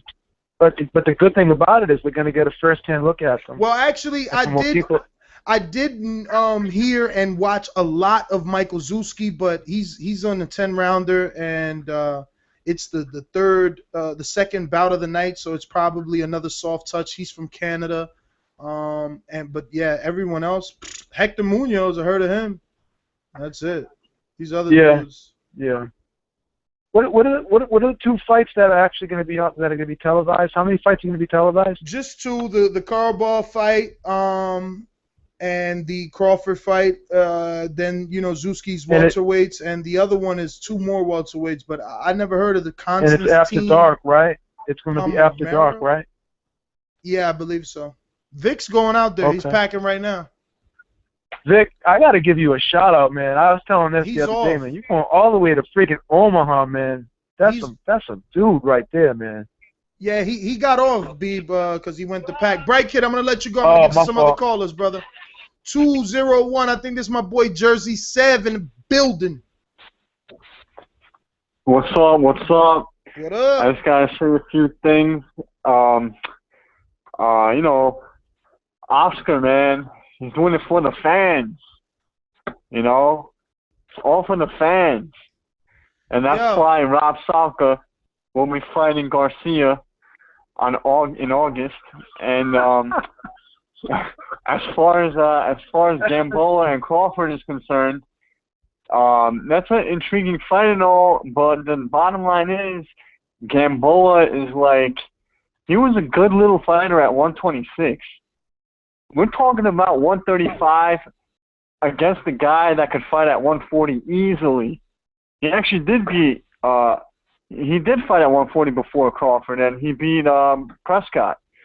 So, and he's a big 135 pounder. He's got some height, and he's got very good skills.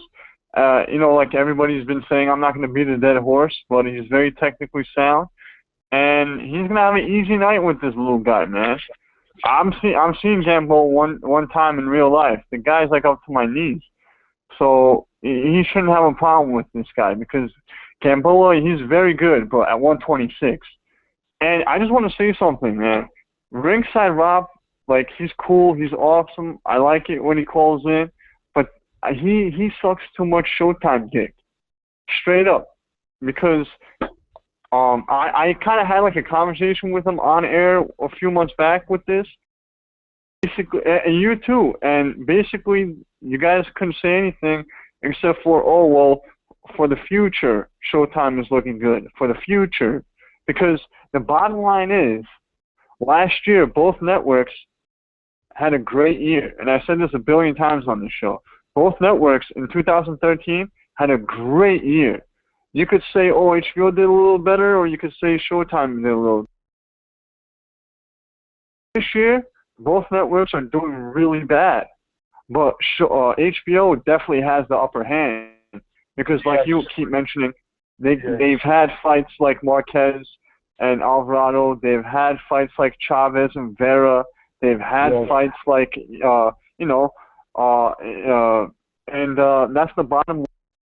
Yeah, I know Showtime has a good fight too. Exactly. Groves Froch. Yep, exactly. Which was a huge event, and these are on free HBO, regular HBO, not pay-per-view, which is what the bottom line is. And yeah, there's a lot of stars on Showtime, but guess what? They're not fighting each other.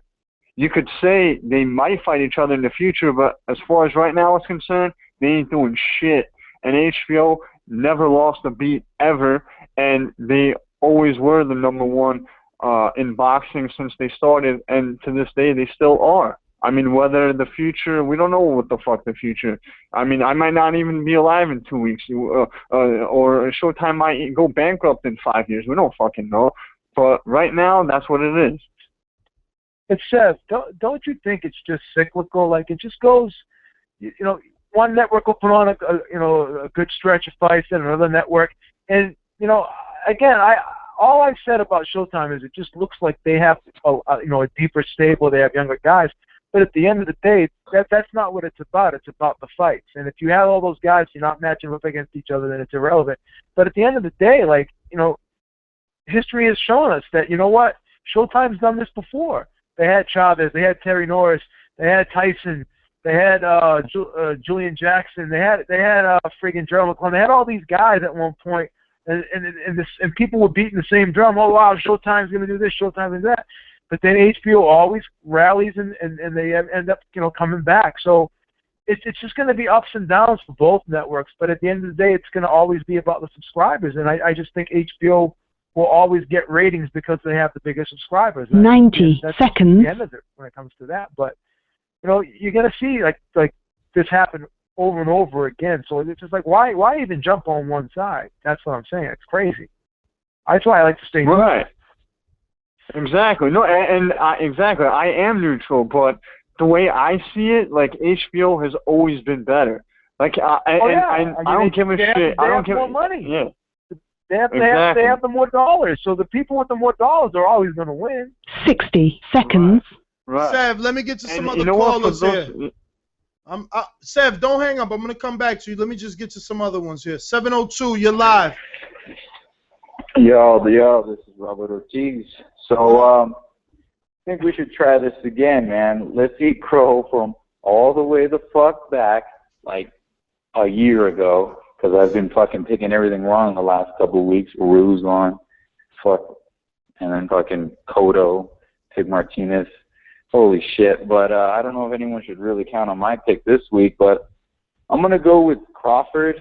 But I'm going to tell you, dude, it's a tough fight to pick because Gamboa always looks bad, and he always looks great in every fight he's in. He's kind of like Martinez in a way where he'll get dropped early or in the middle rounds, and then he'll come back and just box. And the problem is, though, like the caller said earlier, it's at 126 is where he did good. But now he's moving up.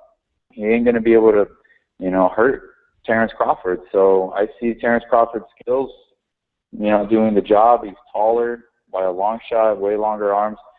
I see him being able to pull it out. But like I said, I've been eating so much crow lately that, if you're going to put money, you should probably go with Gamboa then. But, yeah, that's what I believe. But to what MV Chu was saying a little while ago about his style, and Beeb, you were alluding to the fact that Terrence Crawford was kind of pushing the action against what's his name, Breedis Prescott. I was at that fight. I was covering that fight. It was on the undercard of Rios Alvarado too. Dude, I mean, maybe it was a crowd, yeah, but dude, we were booing. I was booing because I was like, oh my God, this is bad. Like, someone throw a punch, you know? And I don't know. I hope, you know, from what I hear, ticket sales are doing good in Omaha. You know, it's always good to take boxing somewhere else to give fighters hometown fights. But I don't know, man. It's going to be a bad look in that way where it's like you get everyone to pay attention to it, and then it's going to be two guys, you know, boxing each other. No one's really going to be excited to go for it here. I think they're both, you know, going to try to be defensive and box. So you think this is going to be a tactical affair Saturday? I do. I think so. Okay. I mean, I think Crawford, that's his mentality. I think he's a technical fighter. He does have knockouts, but his style, his what do you call it? His instinct is to be more of a counter puncher, and very Gamboa, patient, right? Very patient. Yeah. So you know, but it's a great matchup though. It's a great matchup. I'm excited for it, and I can't wait to see it, man, because it's a high level matchup. It's a good championship fight, and I'm very excited for it, man. I can't wait to see some boxing on Saturday. Well, Robert, take this with you on the way out.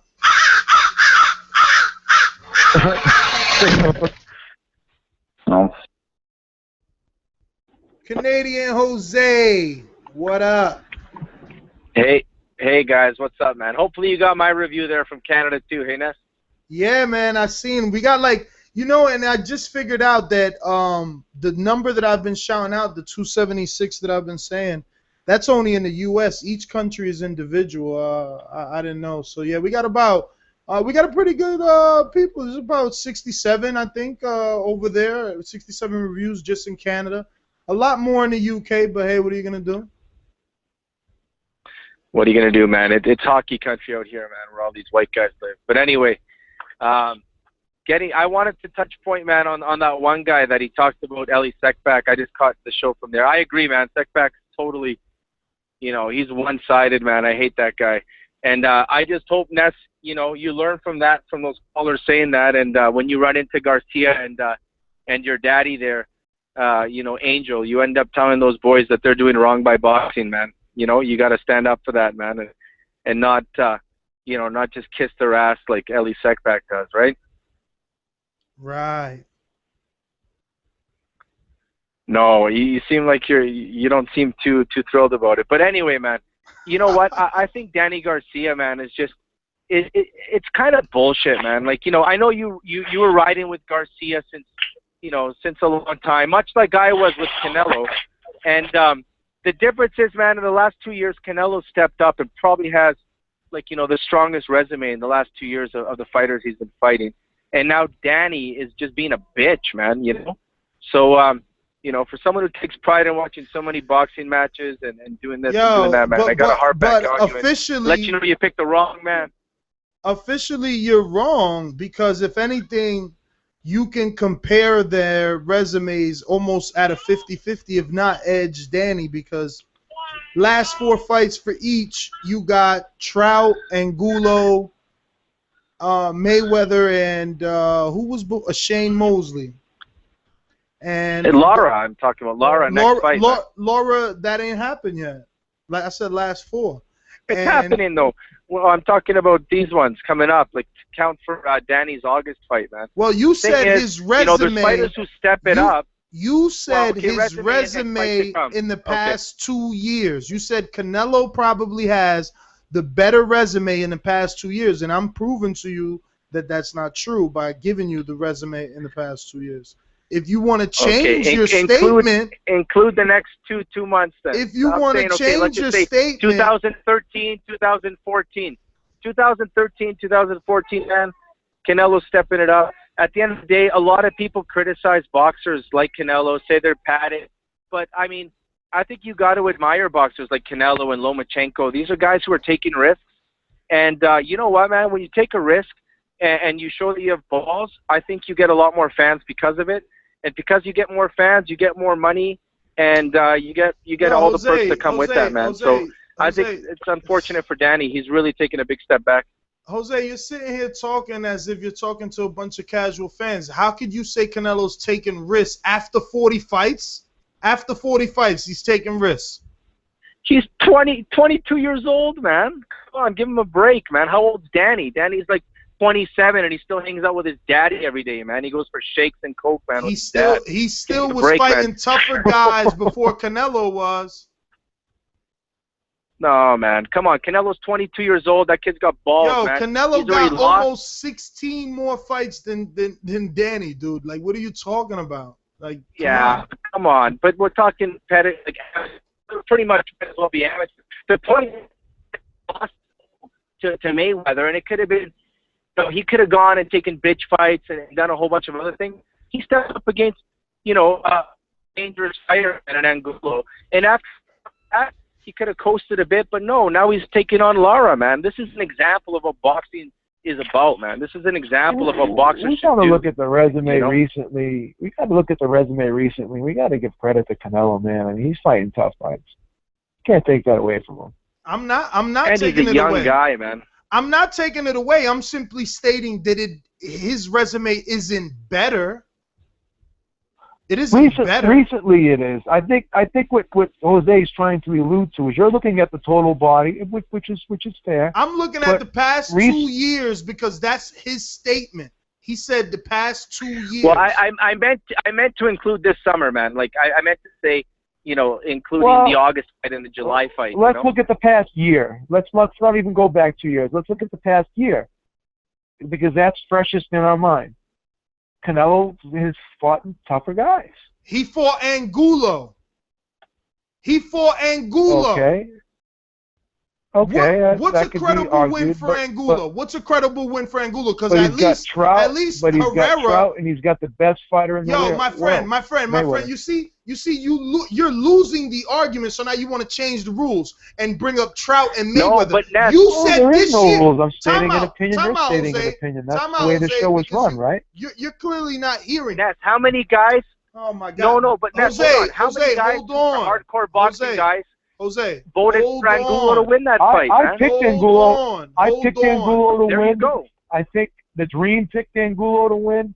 So, in a lot of people's minds, Angulo was a tough fight on paper. Yeah, a tough fight that never beat anybody. And I'm only saying this year because you said that. Let's look this year. Let's not go back that far. Now, because this year he fought a punching bag, you want to go back to Trout and Mayweather.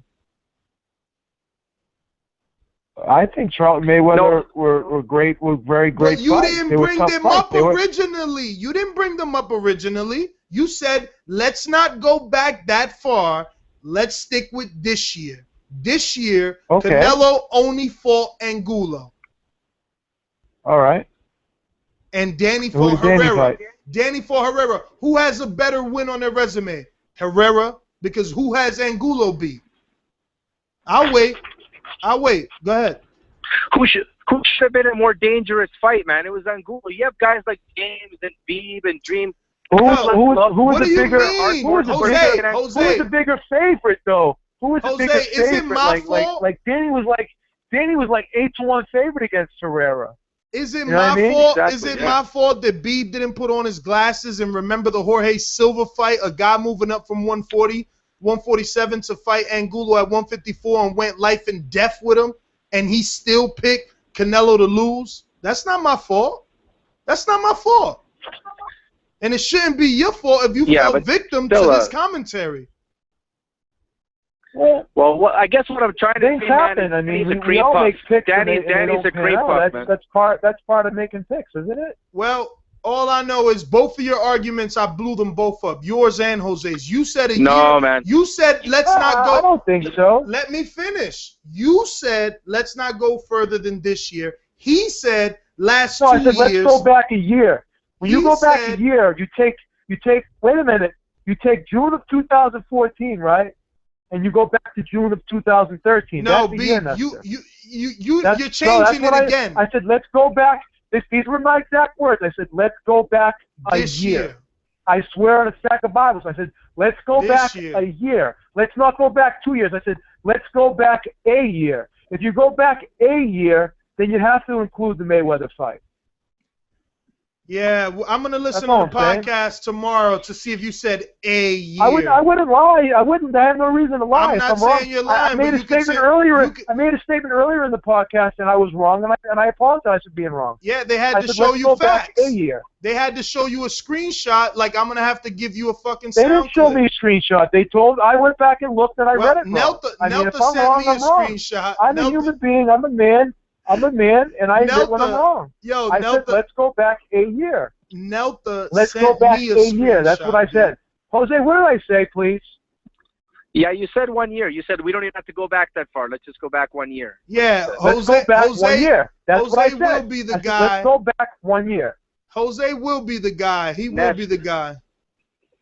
He'll be the guy. No, Ness, one thing though, man. You just sound like one of those girls who's wearing their boyfriend's varsity jacket. I'll kill his argument right now. I'll kill his argument right now. Who's a tougher opponent, Lara or the guy Danny's fighting next? Laura. Who's tougher? Laura. Okay. So he's trending. He's trending in a good direction where Danny really isn't. Danny is a world champion. Canelo's not a world champion. So Canelo doesn't even really have to take a tough fight. He's taking a tough fight because he wants to, and he doesn't even want the guy's belt. Danny is the man at 140.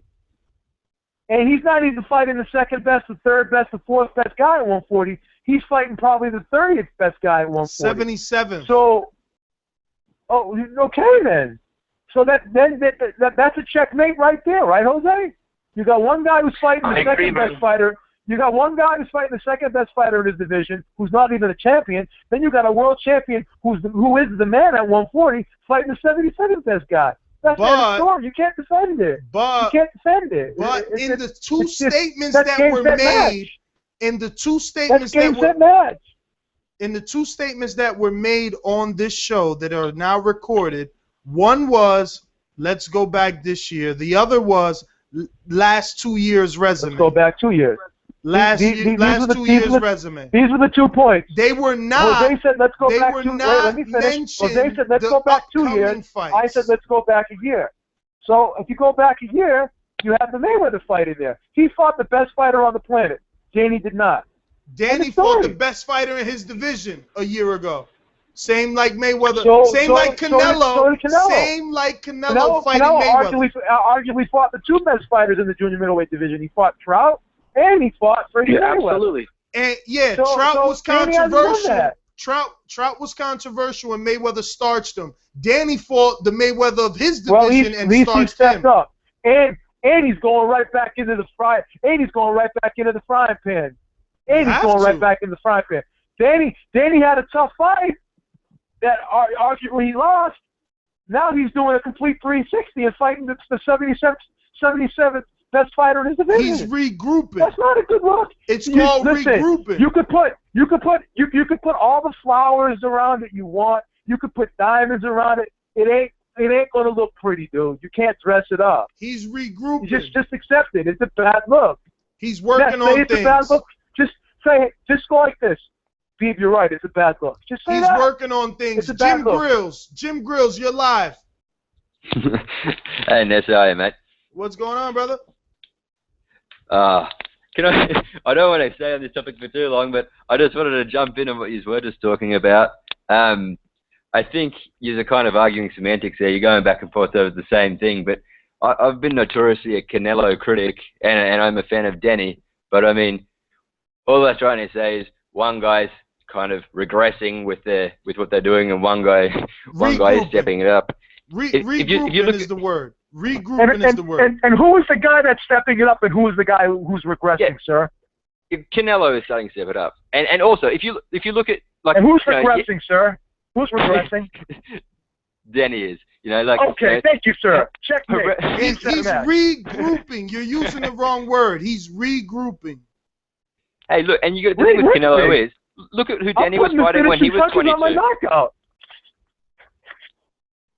Look at who Danny was fighting when he was 22, and then look at, Canelo had a lot of fights, and he was, he had a lot of exposure early, and all those Mexicans have a lot of fights early. You know what I mean? They get a lot of fights in that aren't really good fights. But I mean, you can't say Canelo's not stepping it up. It took him long enough. He's still only 22. I'm his biggest critic, like honestly. But anyway, moving forward, my picks. I'm gonna completely defy logic here, and I'm going with Gamboa. Wow, I just want you to know, you're number 2. Okay, it's only 2 of you guys pick Gamboa so far. I missed the start of the show, so I didn't see if anyone else picked that way. But so I don't know. Hey, if he wins, you're gonna be doing real good because there's only 2 of you guys get to do the victory dance. I've had so much luck with my underdogs lately. Maybe that's what's pushing me that way. I don't know. Logic's saying that Crawford's going to be too much for him, but I've just got this gut feeling. No problem. Hey, man, we're all entitled to our picks. That's all you got for us? You there? Yeah. I said no problem. We're all entitled to our picks. Is that all you have for us? Yeah, on that match, I mean, I don't... He's going to be rusty, probably. It is kind of a stupid pick, and I'm not convinced he belongs at 135, but I just... I don't know. I've just got to... I think he's going to be able to crack Crawford's defense for some reason, and I don't know. I just think his explosiveness... He needs to come on early. I mean, if he's not...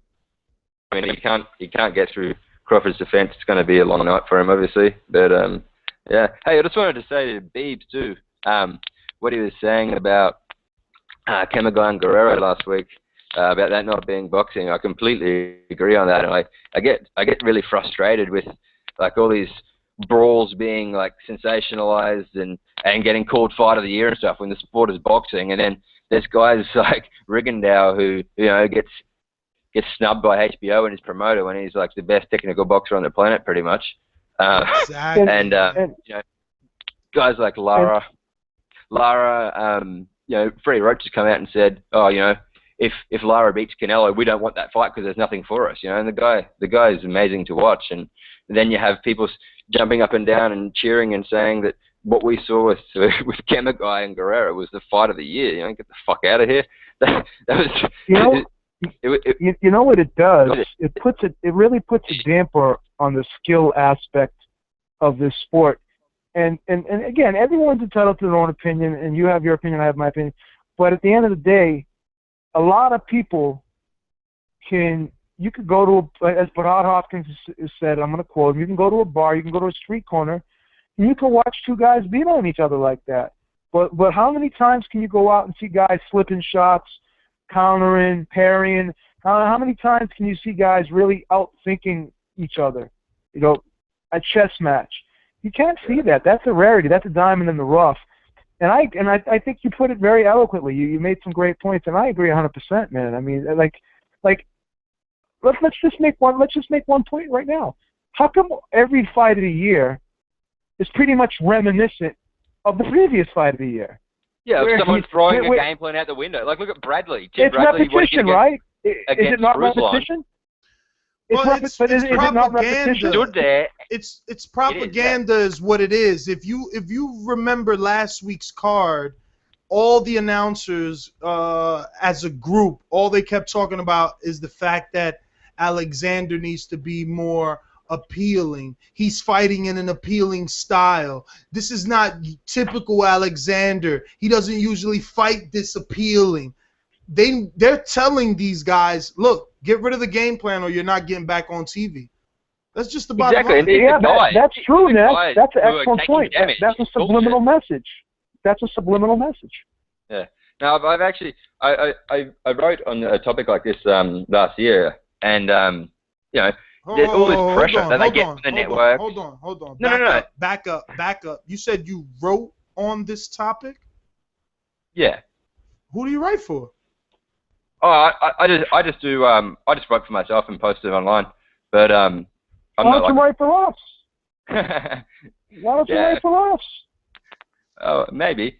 But yeah, I wrote on this topic, and like just the pressure on boxers, and like when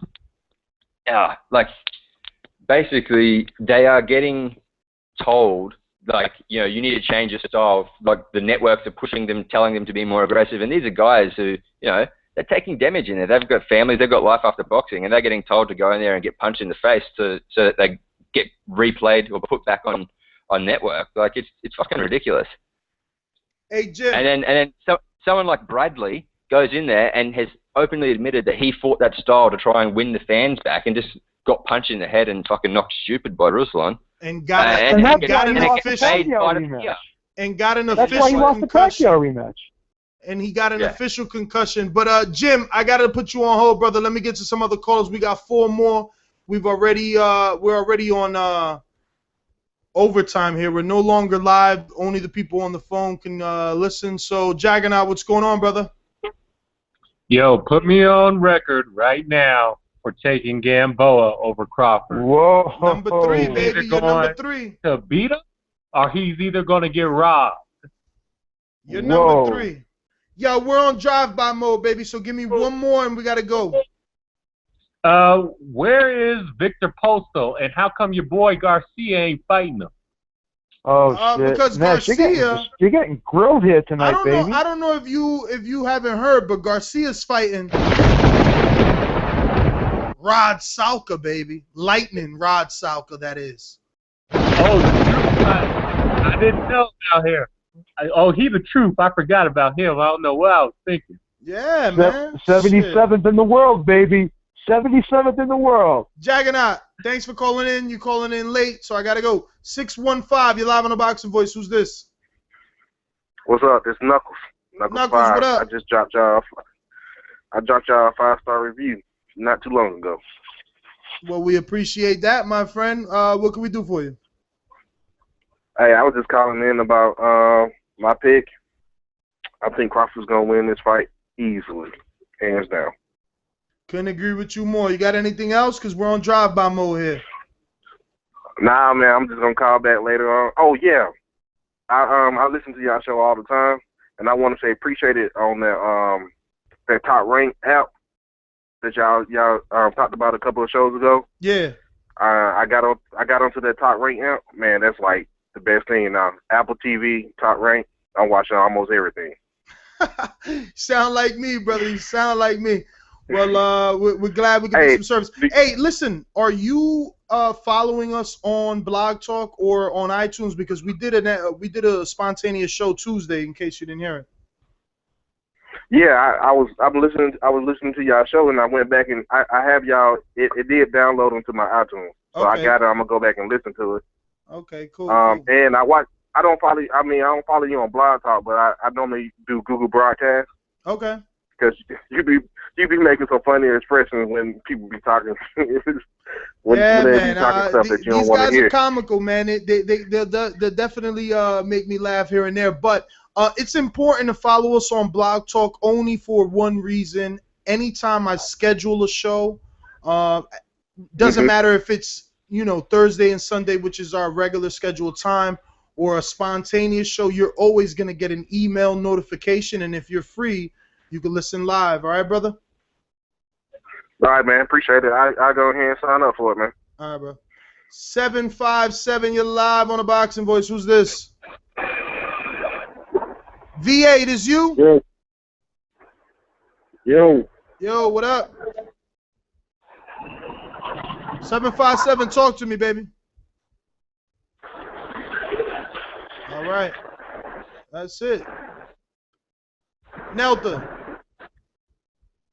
Yo, man, all I got to say, because I know you're going to close out the show soon, is that for people to try to define what boxing is, offense is a part of boxing, too. And you can't tell me that, the fights of the year between Israel Vasquez and Rafael Marquez didn't showcase all kinds of skills as well as action.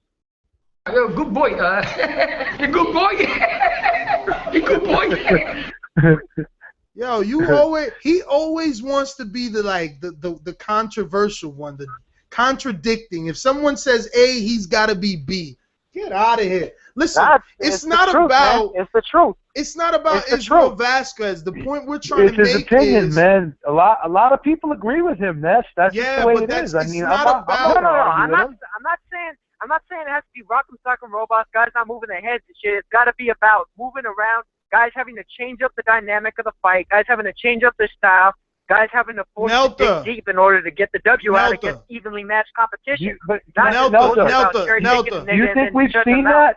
Do you think we saw that last week, Nelta? Do you think we saw that last week? I'm not saying that's outright. But the reason why Devin Alexander fought the way he did is because Soto Karass forced him to fight that way.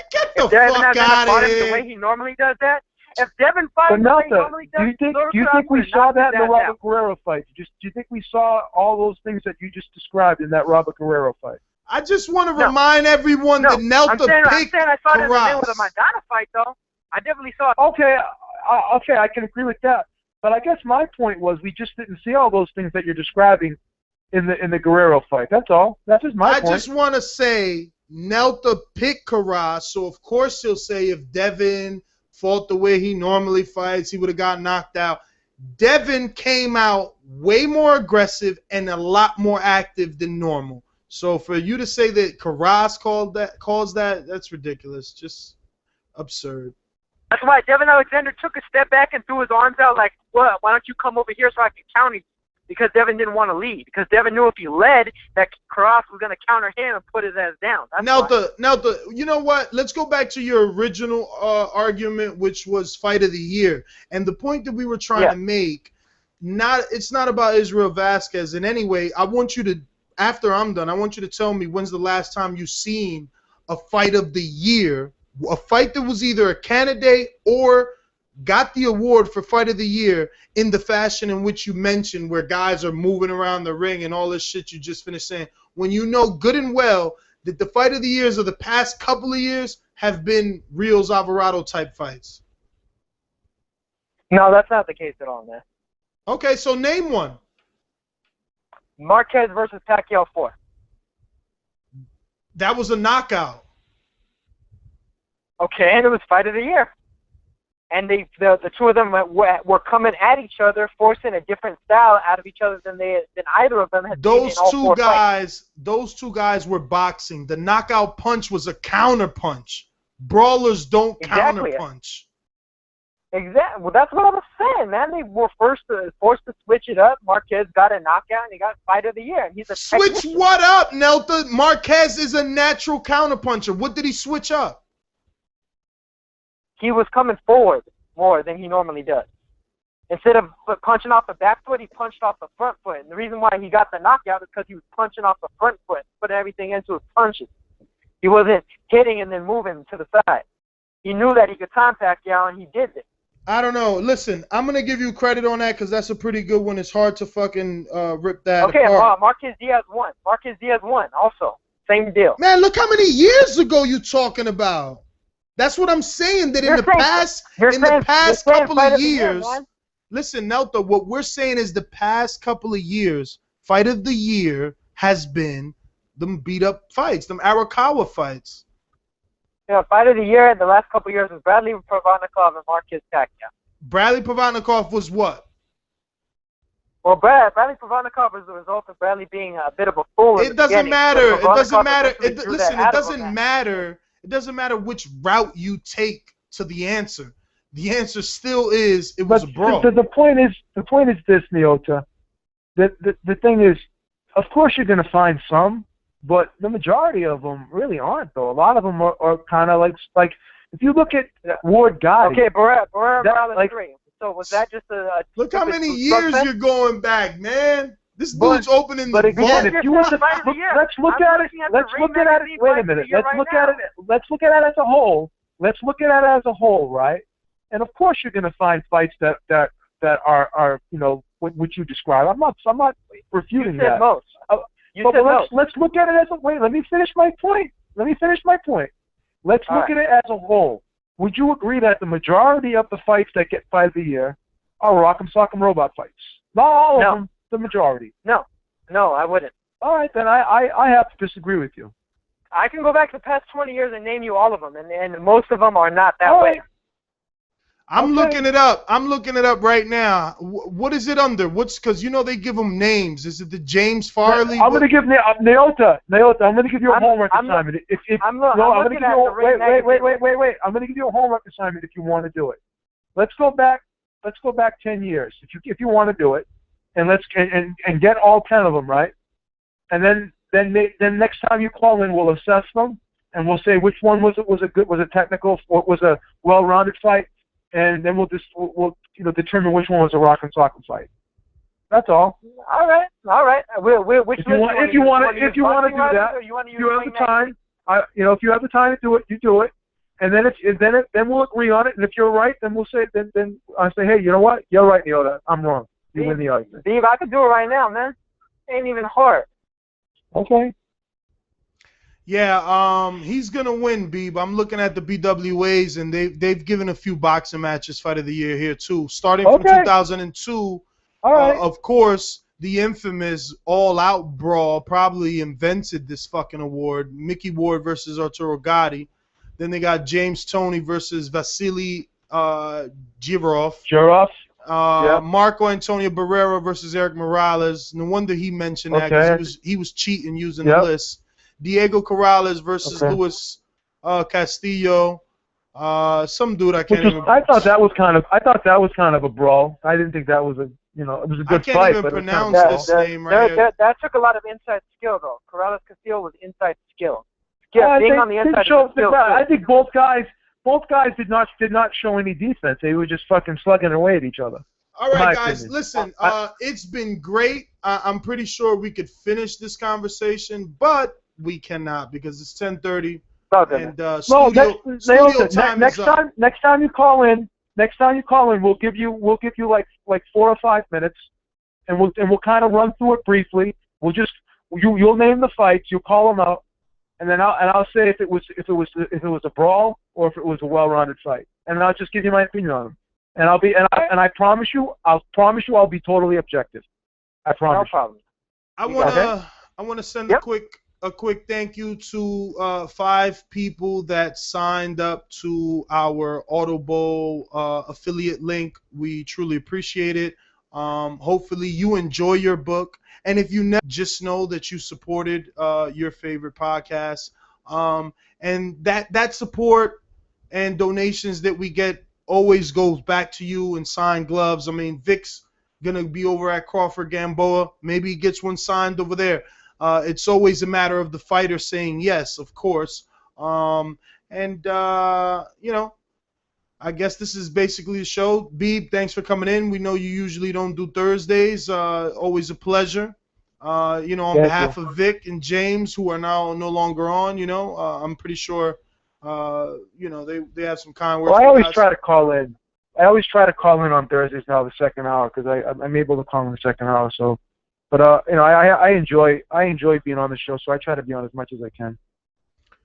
Well, this is the Boxing Voice, and this has been the Crawford Gamboa edition. We've had 2 great interviews with Shawn and Ken Porter, and also, of course, Mauricio Herrera. So, as an outro, listen to this.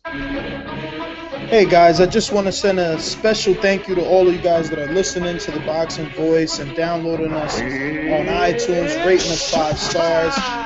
We would like you to continue to like us on Facebook, follow us on Twitter at the Boxing Voice, and for anybody interested in writing for the site, you can definitely do so by shooting us an email over at theboxingvoice@yahoo.com. Address your email to Victor Salazar. He's the editor-in-chief. Send something over so that he can read. If he likes what he reads, you're part of the team. And remember, leave a 5-star review if you're already part of the team. Later, guys. Till next episode. Thank you for using Blog Talk.